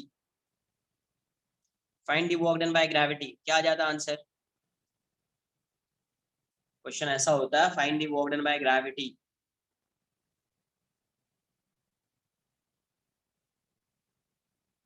gravity का work done, yes, same same आता है सर, माइनस के साथ आता, क्या आता, माइनस यूज नेगेटिव, माइनस के साथ। यस, सिर्फ माइनस आ जाता है इसमें, आंसर तो सेम होता बट उसमें नेगेटिव साइन लग जाता, बिकॉज mg डाउनवर्ड्स लग रहा है और इसका डिस्प्लेसमेंट अपवर्ड्स हो रहा है, तो नेगेटिव। वैसे भी आपको बताया कि work done by conservative force है ना, equals to minus change in potential, minus change in potential energy.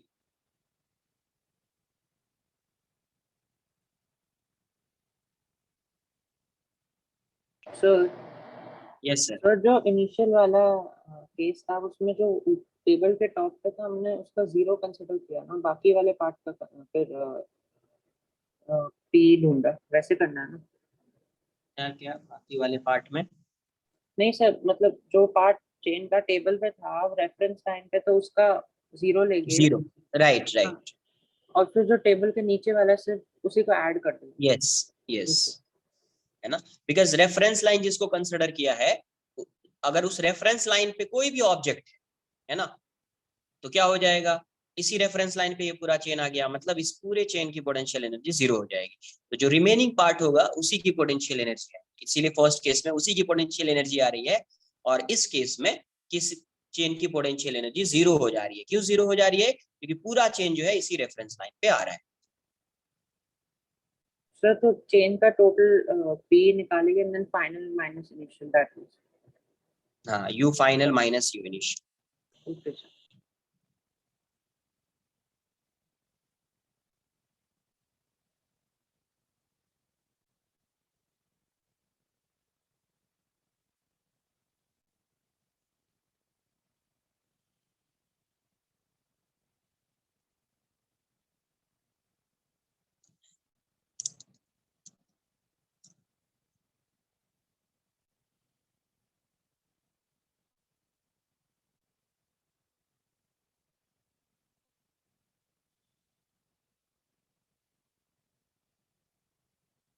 ये एक रिंग है, ठीक है, ये यूनिफॉर्म रिंग, यूनिफॉर्म रिंग, इस रिंग का मास है m, radius r, radius r।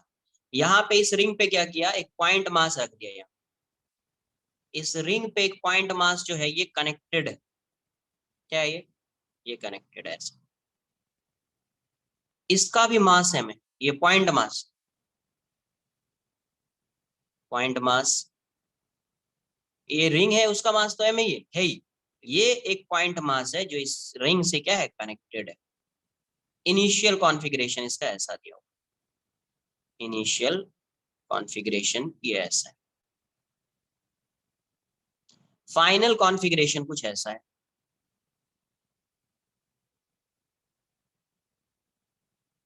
ये मास जो है ये यहां से यहां आ चुका है, कहां पे, यहाँ पे आ चुका है। ठीक है, वही रिंग है, सेम रिंग, यूनिफॉर्म रिंग।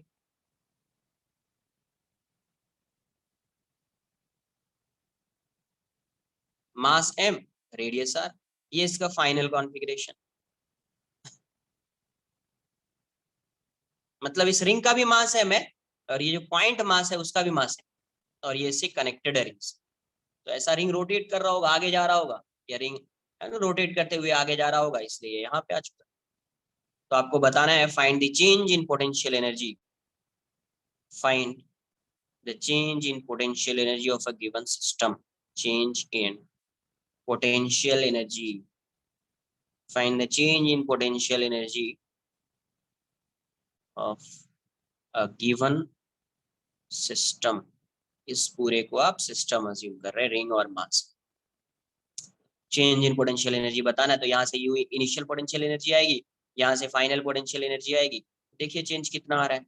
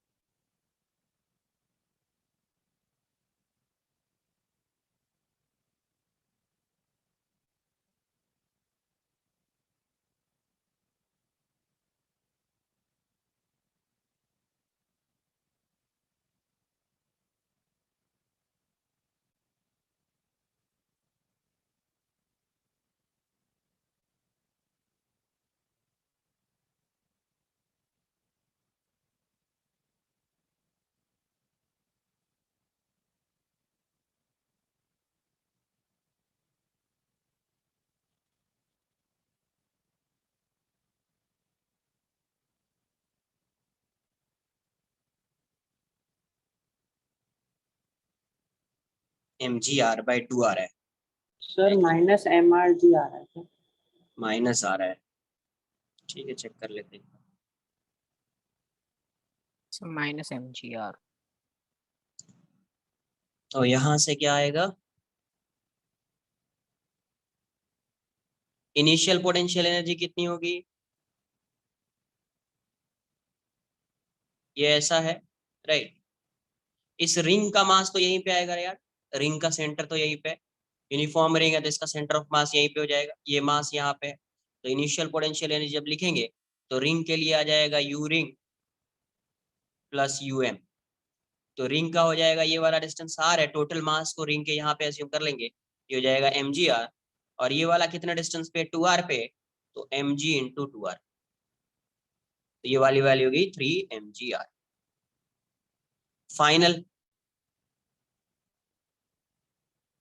ये मास यहाँ पे आ चुका है, तो यहाँ पे u फाइनल में भी क्या आएगा, u रिंग प्लस um, है ना।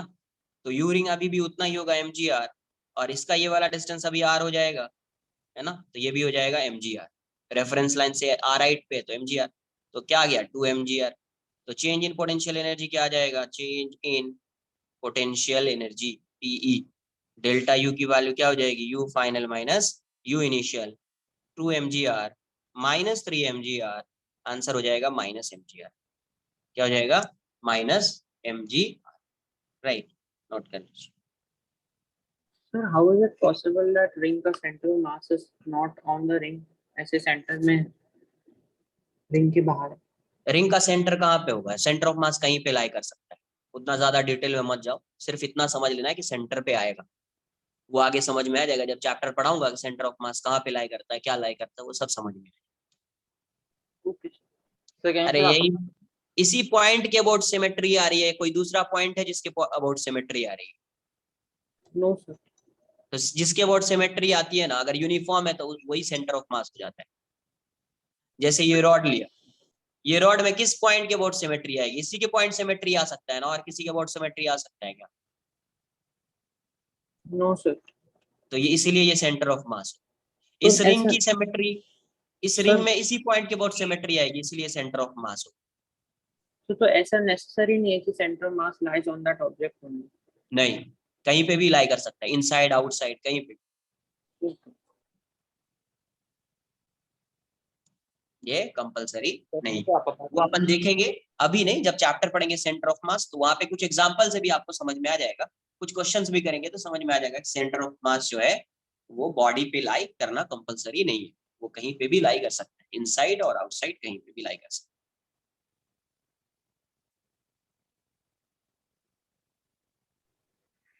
So can you show the upper part once? ये भी नोट नहीं किया था, मतलब तुम लोग करते क्या हो?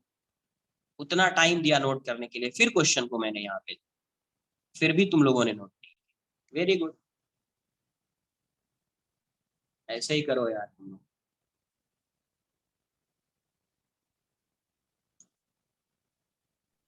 Sir, यस सर, बोलिए। we can neglect the MGR of the ring over here, right? Because it remains the same throughout the change.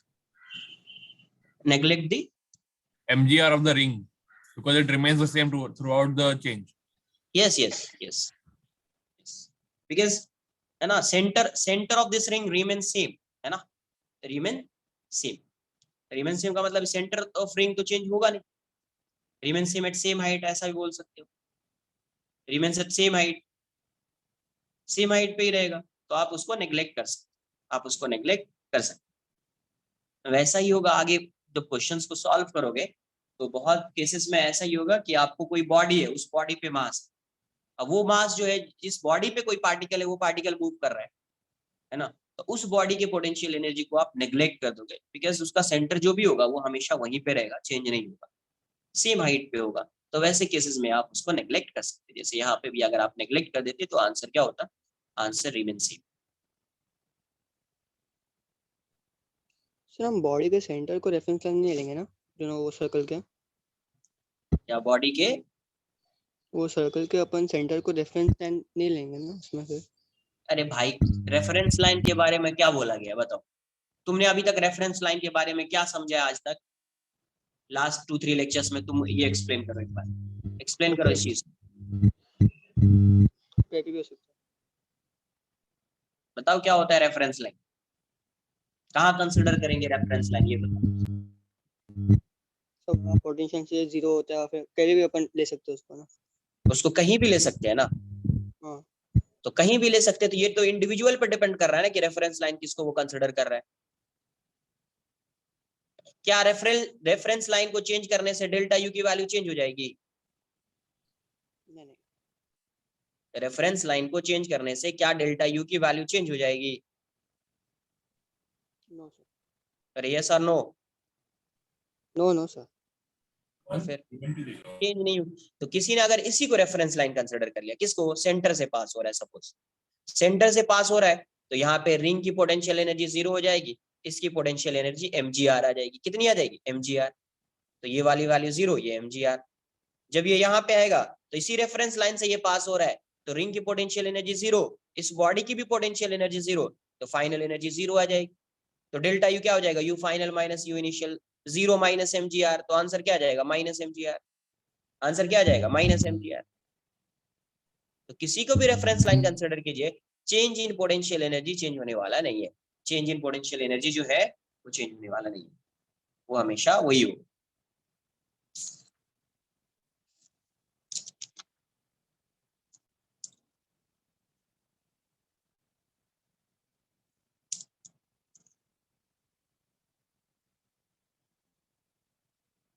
Next लिखेंगे work energy theorem. Work energy theorem. पूरे मैकेनिक्स में 3 to 4 टूल्स है। Tools का मतलब उसका use करके maximum question solve होता है। उसमें फर्स्ट टूल जो है वो है वर्क एनर्जी थ्योरम। फिजिक्स को सॉल्व करने के लिए ये थ्योरम आना कंपलसरी है, फिजिक्स के क्वेश्चन को सॉल्व करने के लिए। हर क्वेश्चन को नहीं, बट मैक्सिमम क्वेश्चन मैकेनिक्स वाले क्वेश्चन में, जहाँ पे जनरल क्वेश्चन होगा, मतलब स्पेसिफिक नहीं दिखेगा आपको कि ऐसा कि काइनेमेटिक्स है, वैसा नहीं दिखेगा, तो उन सब क्वेश्चन में आपको वर्क एनर्जी थ्योरम लगाएंगे तो क्वेश्चन सॉल्व हो जाएगा। बहुत सारे क्वेश्चन को आप काइनेमेटिक्स के क्वेश्चन को इससे सॉल्व कर सकते हैं। देखेंगे इसका एप्लीकेशन पार्ट देकर समझ में आएगा क्या होगा। Work energy theorem, work energy theorem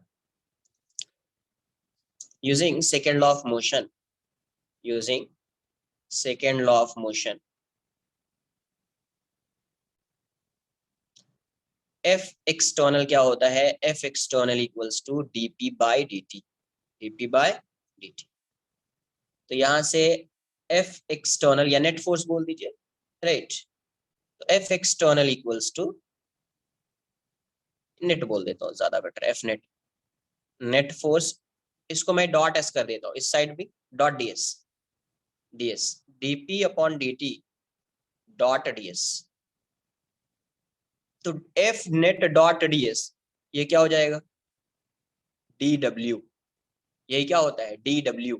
F dot dot ds क्या होता है? dw होता है, dw इक्वल्स टू दिस। तो यहां से अभी इसको क्या लिख सकते हैं? dp ds बाई dt कर दीजिए, तो ds बाई dt की जो वैल्यू होगी वो हो जाएगी v, right. ds by dt की वैल्यू क्या हो जाएगी? v हो जाएगी। तो यहां से dw आ गया। आप dp को क्या लिख सकते हैं? तो d जो होगा p होगा m into v dot v. तो dw equals to mass constant है, बाहर कर दीजिए, ये हो जाएगा dv dot v. dv dot v दोनों सेम डायरेक्शन में, राइट। v भी, v जिस डायरेक्शन में होगा उसी डायरेक्शन में dv होगा। dv मतलब स्मॉल सा पार्ट कंसीडर कर रहे हैं, तो m ये क्या हो जाएगा? dv into v into cos 0। तो ये क्या आ रहा है आपका? dw equals to mv dv। क्या जा रहा है? ऐसा नहीं कि v इंटू वी स्क्वायर कर दिया, mv dv। तो टोटल वर्क डन के लिए क्या करना पड़ेगा? इसको इंटीग्रेट करना पड़ेगा। टोटल वर्क डन के लिए इसको क्या करना पड़ेगा? इंटीग्रेट करना पड़ेगा। इंटीग्रेट कर दिया। v initial, v final, 0 to w, 0 to w। तो वर्क डन क्या आ जाएगा? w equals to 0 to w equals to mass constant है, बाहर कर दीजिए, v हो जाएगा v square by 2, v square by 2, v initial v final. तो यहां से ये क्या आ जा रहा है? w minus 0 equals to half m v final square minus v initial square, v final square minus v initial square. तो w की वैल्यू क्या आ रही है आपको? Half m v final square minus half m v initial square. Half m v square क्या हो जाएगा? Kinetic energy. तो वर्क डन क्या आ रहा है आपका? ke final minus ke initial, ke final minus ke initial. तो ये क्या हो जाएगा? ke final minus ke initial is change in kinetic energy. क्या हो जाएगा? Change in kinetic energy. तो वर्क डन इक्वल्स टू क्या आ गया? Change in kinetic energy. Change इन, बहुत ही इंपॉर्टेंट थ्योरम है, यही है वर्क एनर्जी थ्योरम। ये क्या है? Work energy theorem. Work energy theorem क्या है? W क्या है आपका? Work done by all forces. F net लिखा है, नेट फोर्स लिखा है, मतलब all forces. Work done bye, work done by all forces, work done by all forces किसके इक्वल हो जा रहा है ये? तो ये हो जा रहा है equals to change in kinetic energy, change in kinetic energy, change in kinetic energy. तो work done by all forces equals to क्या आ जाएगा? चेंज इन काइनेटिक एनर्जी हो जाएगा। यही थ्योरम क्या है? Work energy theorem. बहुत सारे क्वेश्चन में ये यूज होता है, वर्क एनर्जी थ्योरम। नोट कर लीजिए पहले।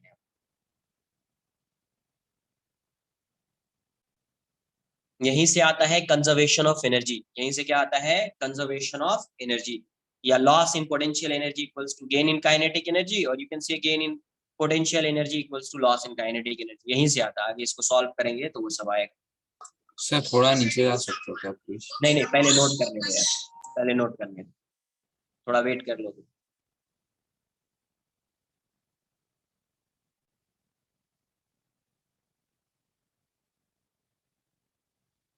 सर सर आपने जब यस, ds मल्टीप्लाई किया आपने डॉट प्रोडक्ट ही क्यों किया?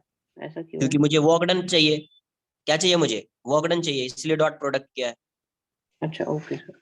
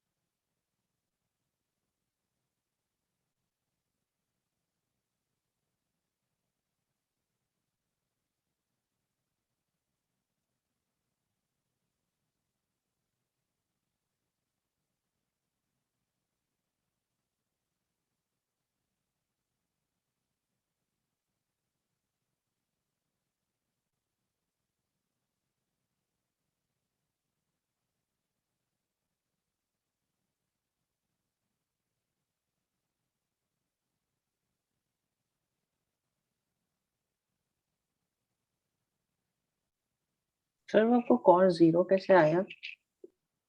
अरे वी और डीवी, वी और डीवी दोनों सेम ही डायरेक्शन में होगा ना यार, यस सर। तो अच्छा सेम डायरेक्शन में है तो एंगल जीरो हो जाएगा ना फिर।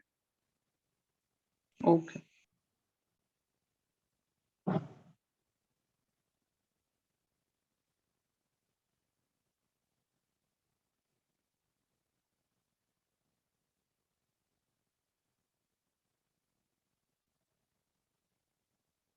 सर यहाँ पे जो dp दिया है, dp is like small change in momentum ना, इसलिए आपने मास को बाहर निकाल दिया दैट मींस। मास कांस्टेंट होगा, मास तो वैरी नहीं कर रहा होगा ना। हाँ हाँ, तो dp mass, like dp is change in momentum and change in momentum can be only due to velocity. Velocity, yes. Okay.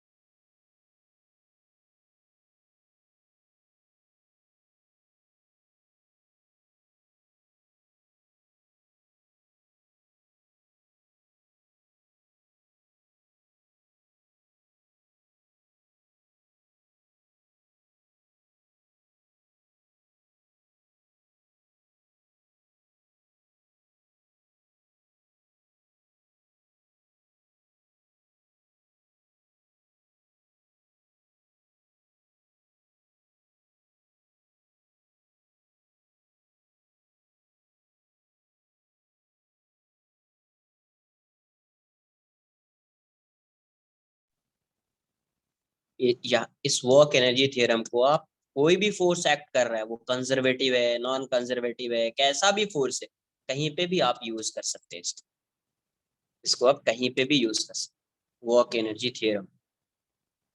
Sir sir जो Yes. ऊपर डीपी और डीएस में जो डॉट प्रोडक्ट था, तो आप डीटी को शिफ्ट कैसे कर सकते हो? उनके बीच में डॉट प्रोडक्ट है ना।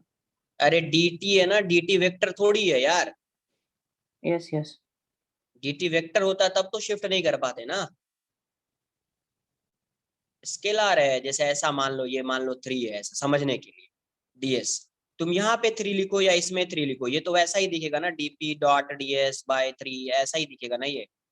अच्छा, उसको लाइक कांस्टेंट टाइप ट्रीट कर रहे हैं। यस, dt है ना, स्केलर है। हाँ, अगर वेक्टर होता तो शिफ्ट नहीं कर पाते, ओके, बट डिनोमिनेटर में वेक्टर कभी आएगा ही नहीं, वेक्टर डिवीजन वो पॉसिबल ही। नॉर्मल मल्टीप्लिकेशन के रूल्स हम कर रहे हैं ना यस, यहाँ। ओके, हाँ, स्केलर होता है तो नॉर्मल मल्टीप्लिकेशन का रूल फॉलो करता है वो।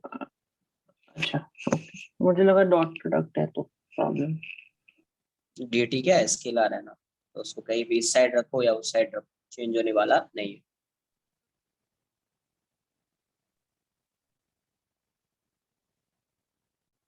सर और आपने अज्यूम किया इनिशियल वर्क डन है 0, लाइक W। हाँ, जब भी वेलोसिटी v1 है, उसका वर्क डन 0। अरे ये जरूरी नहीं है, ये 0 to w लिमिट पुट करना कंपलसरी नहीं है, सिर्फ ऐसा लिख दिया ना, इसका मतलब ये होता है टोटल वर्क डन। इसका मतलब ये क्या होता है, टोटल वर्क डन। ठीक है। अच्छा, नहीं नहीं तो we can do WF minus WI also ना। यस, बट उसका कोई मतलब नहीं होगा अगर WF माइनस WI किया ना, इसका मतलब ये हो जाता है किसी इंस्टेंट में फाइंड कर, इसलिए हाँ ये लाइक वाला। इंटरवल में ना। हाँ, बट ऐसा इसलिए ये सब लिखने की कोई रिक्वायरमेंट नहीं है, अगर सिर्फ इसको किसी ने ऐसा लिख दिया चलेगा, सिर्फ DW लिख दिया तो इसका आंसर W ही लिखना है, W+C नहीं, W ही लिखना है। इसका मतलब ही होता है टोटल वर्क डन। इसका मतलब ही क्या होता है, टोटल वर्क डन। या इस साइड लिमिट लिख देंगे v1 v2, मतलब जब इनिशियल वेलोसिटी v1 है पार्टिकल की, जब फाइनल वेलोसिटी v2 है, तो यहाँ से यहाँ तक वर्क कितना करना पड़ रहा होगा, वही है W। वही क्या है, W। नहीं sir, like if I take WF and WI तो वो WF रॉन्ग हो माइनस जाएगा भाई साहब, WI। ये 0 W भी मैं तुम्हारे लिए लिखा हूँ, मैं नहीं लिखने वाला था ये 0W। मुझे पता था कि तुम इस टाइप का कुछ तुमको डाउट्स आएगा, इसलिए मैंने लिखा ये 0W। फाइनल इनिशियल कुछ नहीं होता है वर्क डन। वर्क डन हमेशा इंटरवल के लिए डिफाइन होता है। क्या होता है, इंटरवल के लिए। कभी ऐसा ऐसा भी लिखा तो एक तरह से ये रॉन्ग टाइप, ऐसा नहीं। वर्क डन का मतलब ही होता है ये, इसका मतलब क्या हो गया, इनिशियली वर्क डन 0 है, फाइनली वर्क डन W है, मतलब इंस्टेंट की बात कर रहे हो, इंस्टेंट के लिए ये चीज डिफाइन नहीं है ना, यस सर। ये किसी टाइम इंटरवल के लिए डिफाइन है। तो आप सीधा जब भी वर्क डन आए DW लिख दो बस, और जो भी इसका फंक्शन है वो आ जाएगा। उसके फंक्शन के बाद तुम यहाँ पे इसके लिमिट्स पुट करो, फंक्शन के बाद उसकी लिमिट्स पुट करो, पहले मत पुट करो। तो अगर मैं यहाँ पे DW आया है तो मैं ऐसा आगे कैसा लिखता पता है, W equals to integration of DW, ऐसा लिख देता, W equals to direct integration of DW।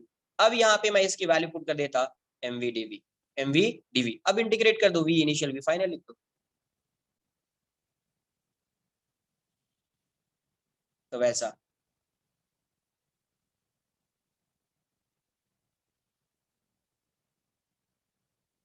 इसलिए टोटल वर्क डन देखना है, W इनिशियल W फाइनल मत करो, ये सब मत करो कभी, सिर्फ टोटल वर्क डन। DW को इंटीग्रेट करने का मतलब ही हो गया total work done. Limits put मत करना, लिमिट्स किस में पुट करेंगे, जो इसका फंक्शन है, फंक्शन क्या बन रहा है, MVDV, राइट, इसमें लिमिट्स पुट करेंगे, फंक्शन में लिमिट। Okay sir.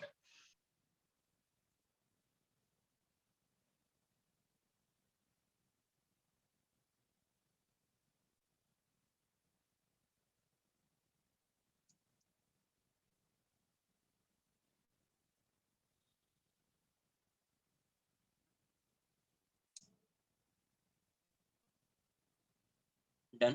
तो work done by all forces equals to change in kinetic energy, change in kinetic energy.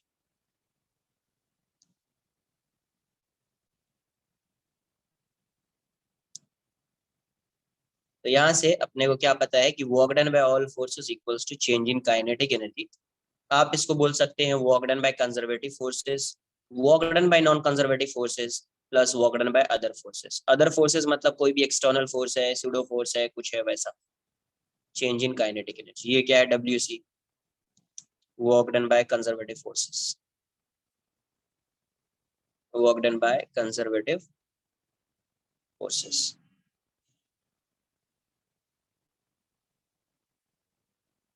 WNC क्या हो जाएगा? वर्क डन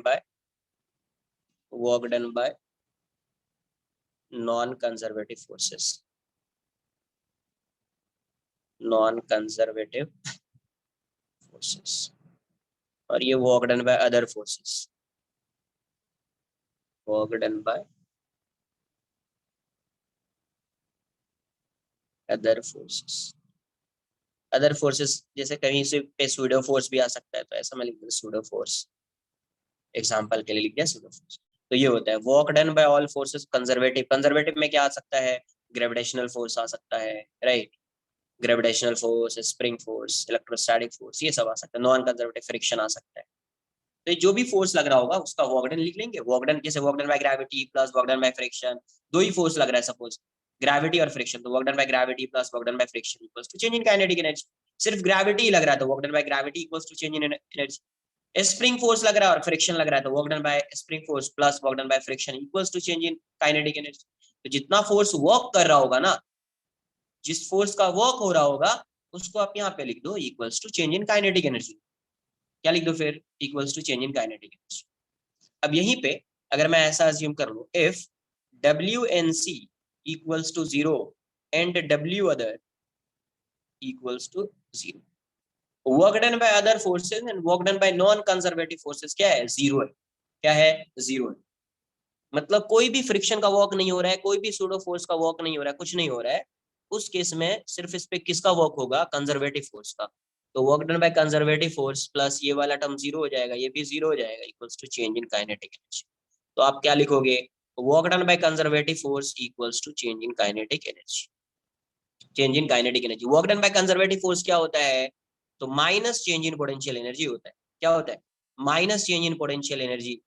तो हो जाएगा equals to change in kinetic energy. तो आप इस वाले को क्या बोल सकते हैं? ये ऐसा आ गया है।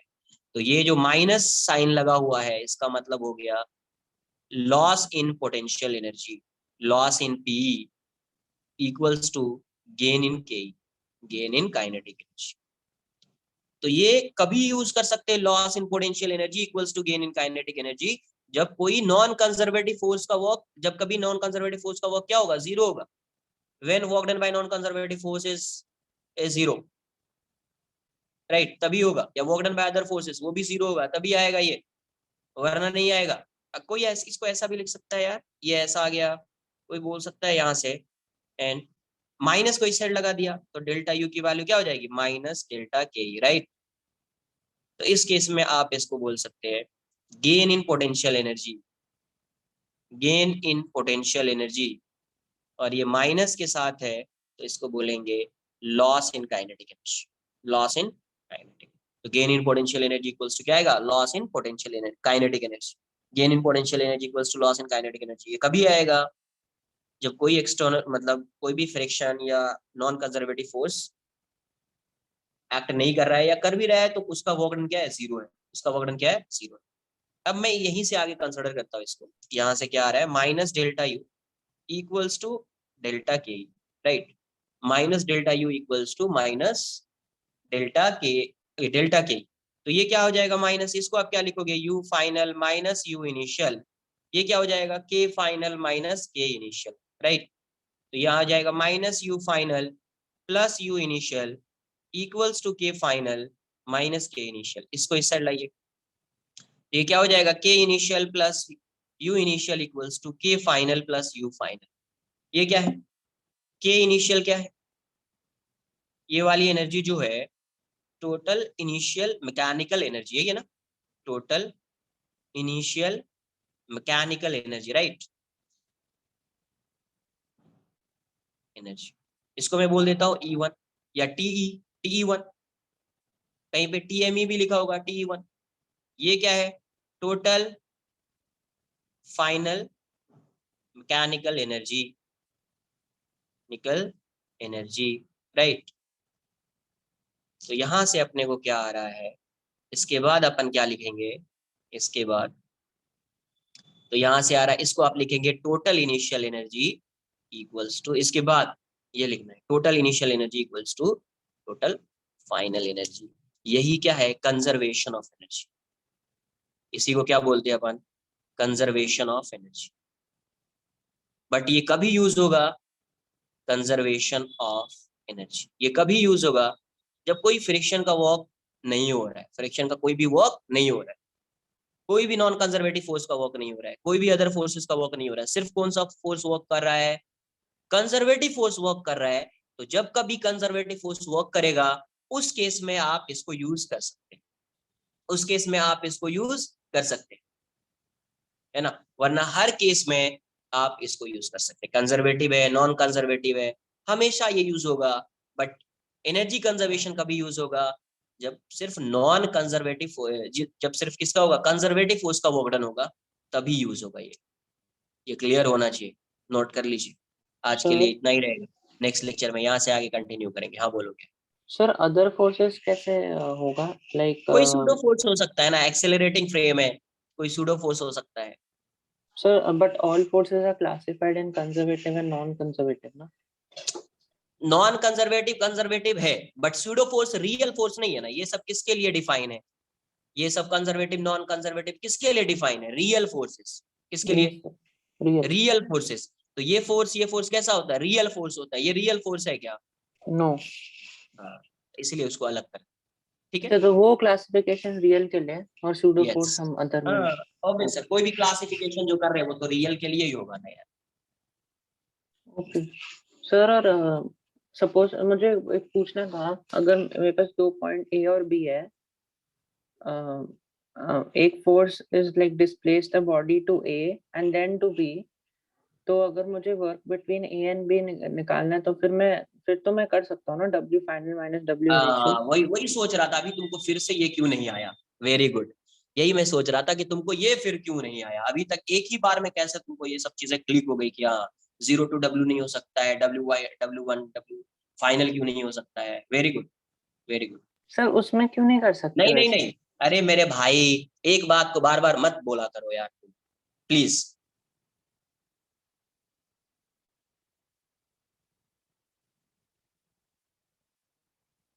एक फर्स्ट लेक्चर में बताया, समझो यार।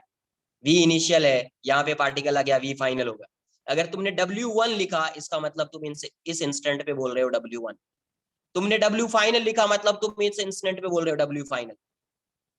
क्या इस इंस्टेंट पे इसका वर्क डन W1 है? क्या इस इंस्टेंट पे इसका वर्क डन WF है? नहीं सर, मैं इंटरवल की बात करो, उस इंटरवल के बीच में। इंटरवल में कभी ऐसा आएगा ही नहीं ना यार, इंटरवल में कभी ऐसा आएगा ही नहीं ना, अलग से आएगा, ऐसा आएगा ही नहीं। W आएगा, बोलना है AB जा रहा है तो बोलेंगे AB जा रहा है, ये AB लिख दिया, A to B ऐसा। हाँ सर यही बोल रहा हूँ मैं, 0 to A उसने। नहीं 0 to A वो मत करो यार प्लीज, ये सब मत करो। वर्क डन फाइंड करने आता है तुमको? यस सर, F डॉट है। वर्क डन फाइंड करो, सीधा वर्क डन फाइंड करो, A to B plus W B to C ऐसा फाइंड करो। इसको आप क्या लिख सकते हैं? DW लिख सकते हैं, जो भी होगा A to B, इसको AB कर दो, इसको DW कर दो, BC कर दो, और फिर जो भी इसका एक्सप्रेशन आ रहा है वो कर दो, फिर उसमें लिमिट्स लगा दो। पहले मत लिमिट लगाओ यहाँ पे WA WB, ये सब काम मत करो। इतना समझाने के बाद भी अगर ये काम कर रहे हो, शो डाउन पार्ट, ये सब समझाने के बाद भी अगर इतना तुम काम कर रहे हो, W1 तुमको जैसे फाइंड करना है कर लो, मैं बता रहा हूँ वो काम करना गलत, रॉन्ग है वो। तुमको बाकी उसके बाद तुमको जो भी लग रहा है तुम कर लो, तुमको लग रहा है तुम्हारा आंसर आएगा, कर लो, कोई फर्क नहीं पड़ रहा है। नहीं मैं पूछ रहा हूँ, जैसे अगर ABC है, A to C मैंने ढूंढा, एक इंटरवल है ना, तो टोटल आ गया, फिर मैंने अरे भाई मैं क्या बोल रहा हूँ समझो, तुम उस चीज को समझो। तुमको इंटीग्रेट करके ये ऐसा नहीं लिखना है, बस आगे तुमको जो समझ में आता है तुम कर लो, ये नहीं करना है। इंटीग्रेशन करके W final W initial W final नहीं करना। सर वही ऐसा क्यों है, लेकिन वही पूछ रहा हूँ। तो क्या बता रहा था यहाँ पे? ये बता रहा था क्या कि अंधेरी से चर्च गेट कैसे जाना है। अच्छा, at one point work is not defined, that is why instant लेते नहीं। इंस्टेंटेनियस वॉक हो जाएगा वो। क्या बोल रहा था? V1 है, यहाँ पे वर्क डन W होगा क्या? यहाँ पे V फाइनल है, WF होगा क्या? नो एक इंटरवल यहाँ से यहाँ तक का वॉक होगा ना। हाँ तो इसीलिए इसको सिर्फ DW लिखेंगे। जो भी फंक्शन आएगा ऐसा लिख दिया MVDV। अब इसमें लगा दो ना यार लिमिट्स, इसमें मत लगाओ तुम, इसमें लगा दो V इनिशियल V फाइनल। अच्छा आ जाएगा वो ऑर्डर। तो वो ही आएगा ना। हाँ आंसर वही आएगा, आंसर में कोई चेंज नहीं आना है, अच्छा आंसर नहीं में कोई मैं चेंज नहीं आना।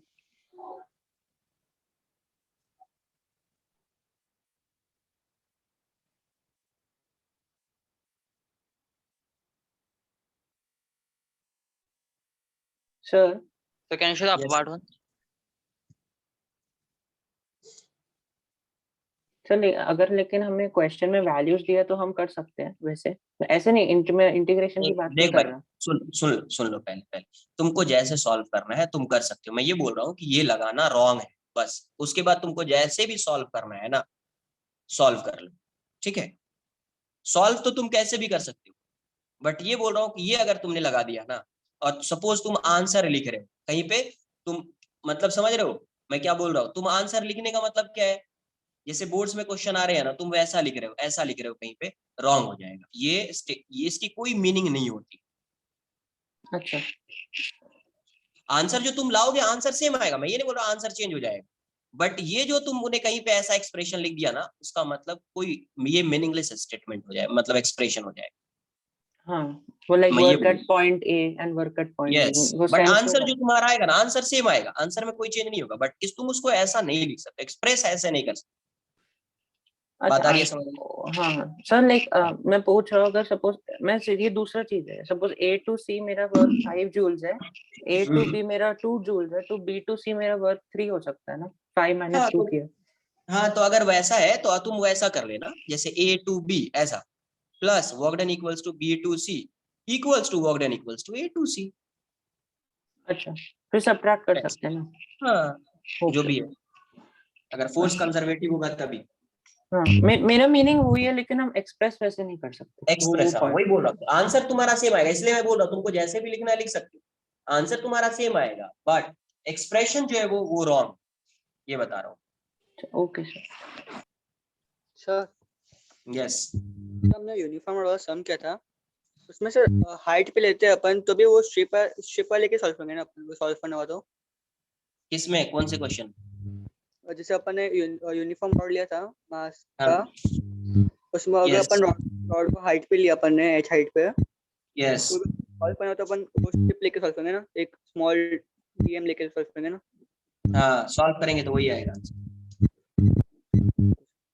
एंड सर नहीं चलो आज के लिए इतना ही, आज के लिए इतना ही, अरे लेक्चर है फिर से मेरा, आज के लिए इतना ही रहेगा, अब कुछ नहीं। नोट कर लिया इसको? हाँ नेक्स्ट लेक्चर में जो भी है पूछ लेना फिर।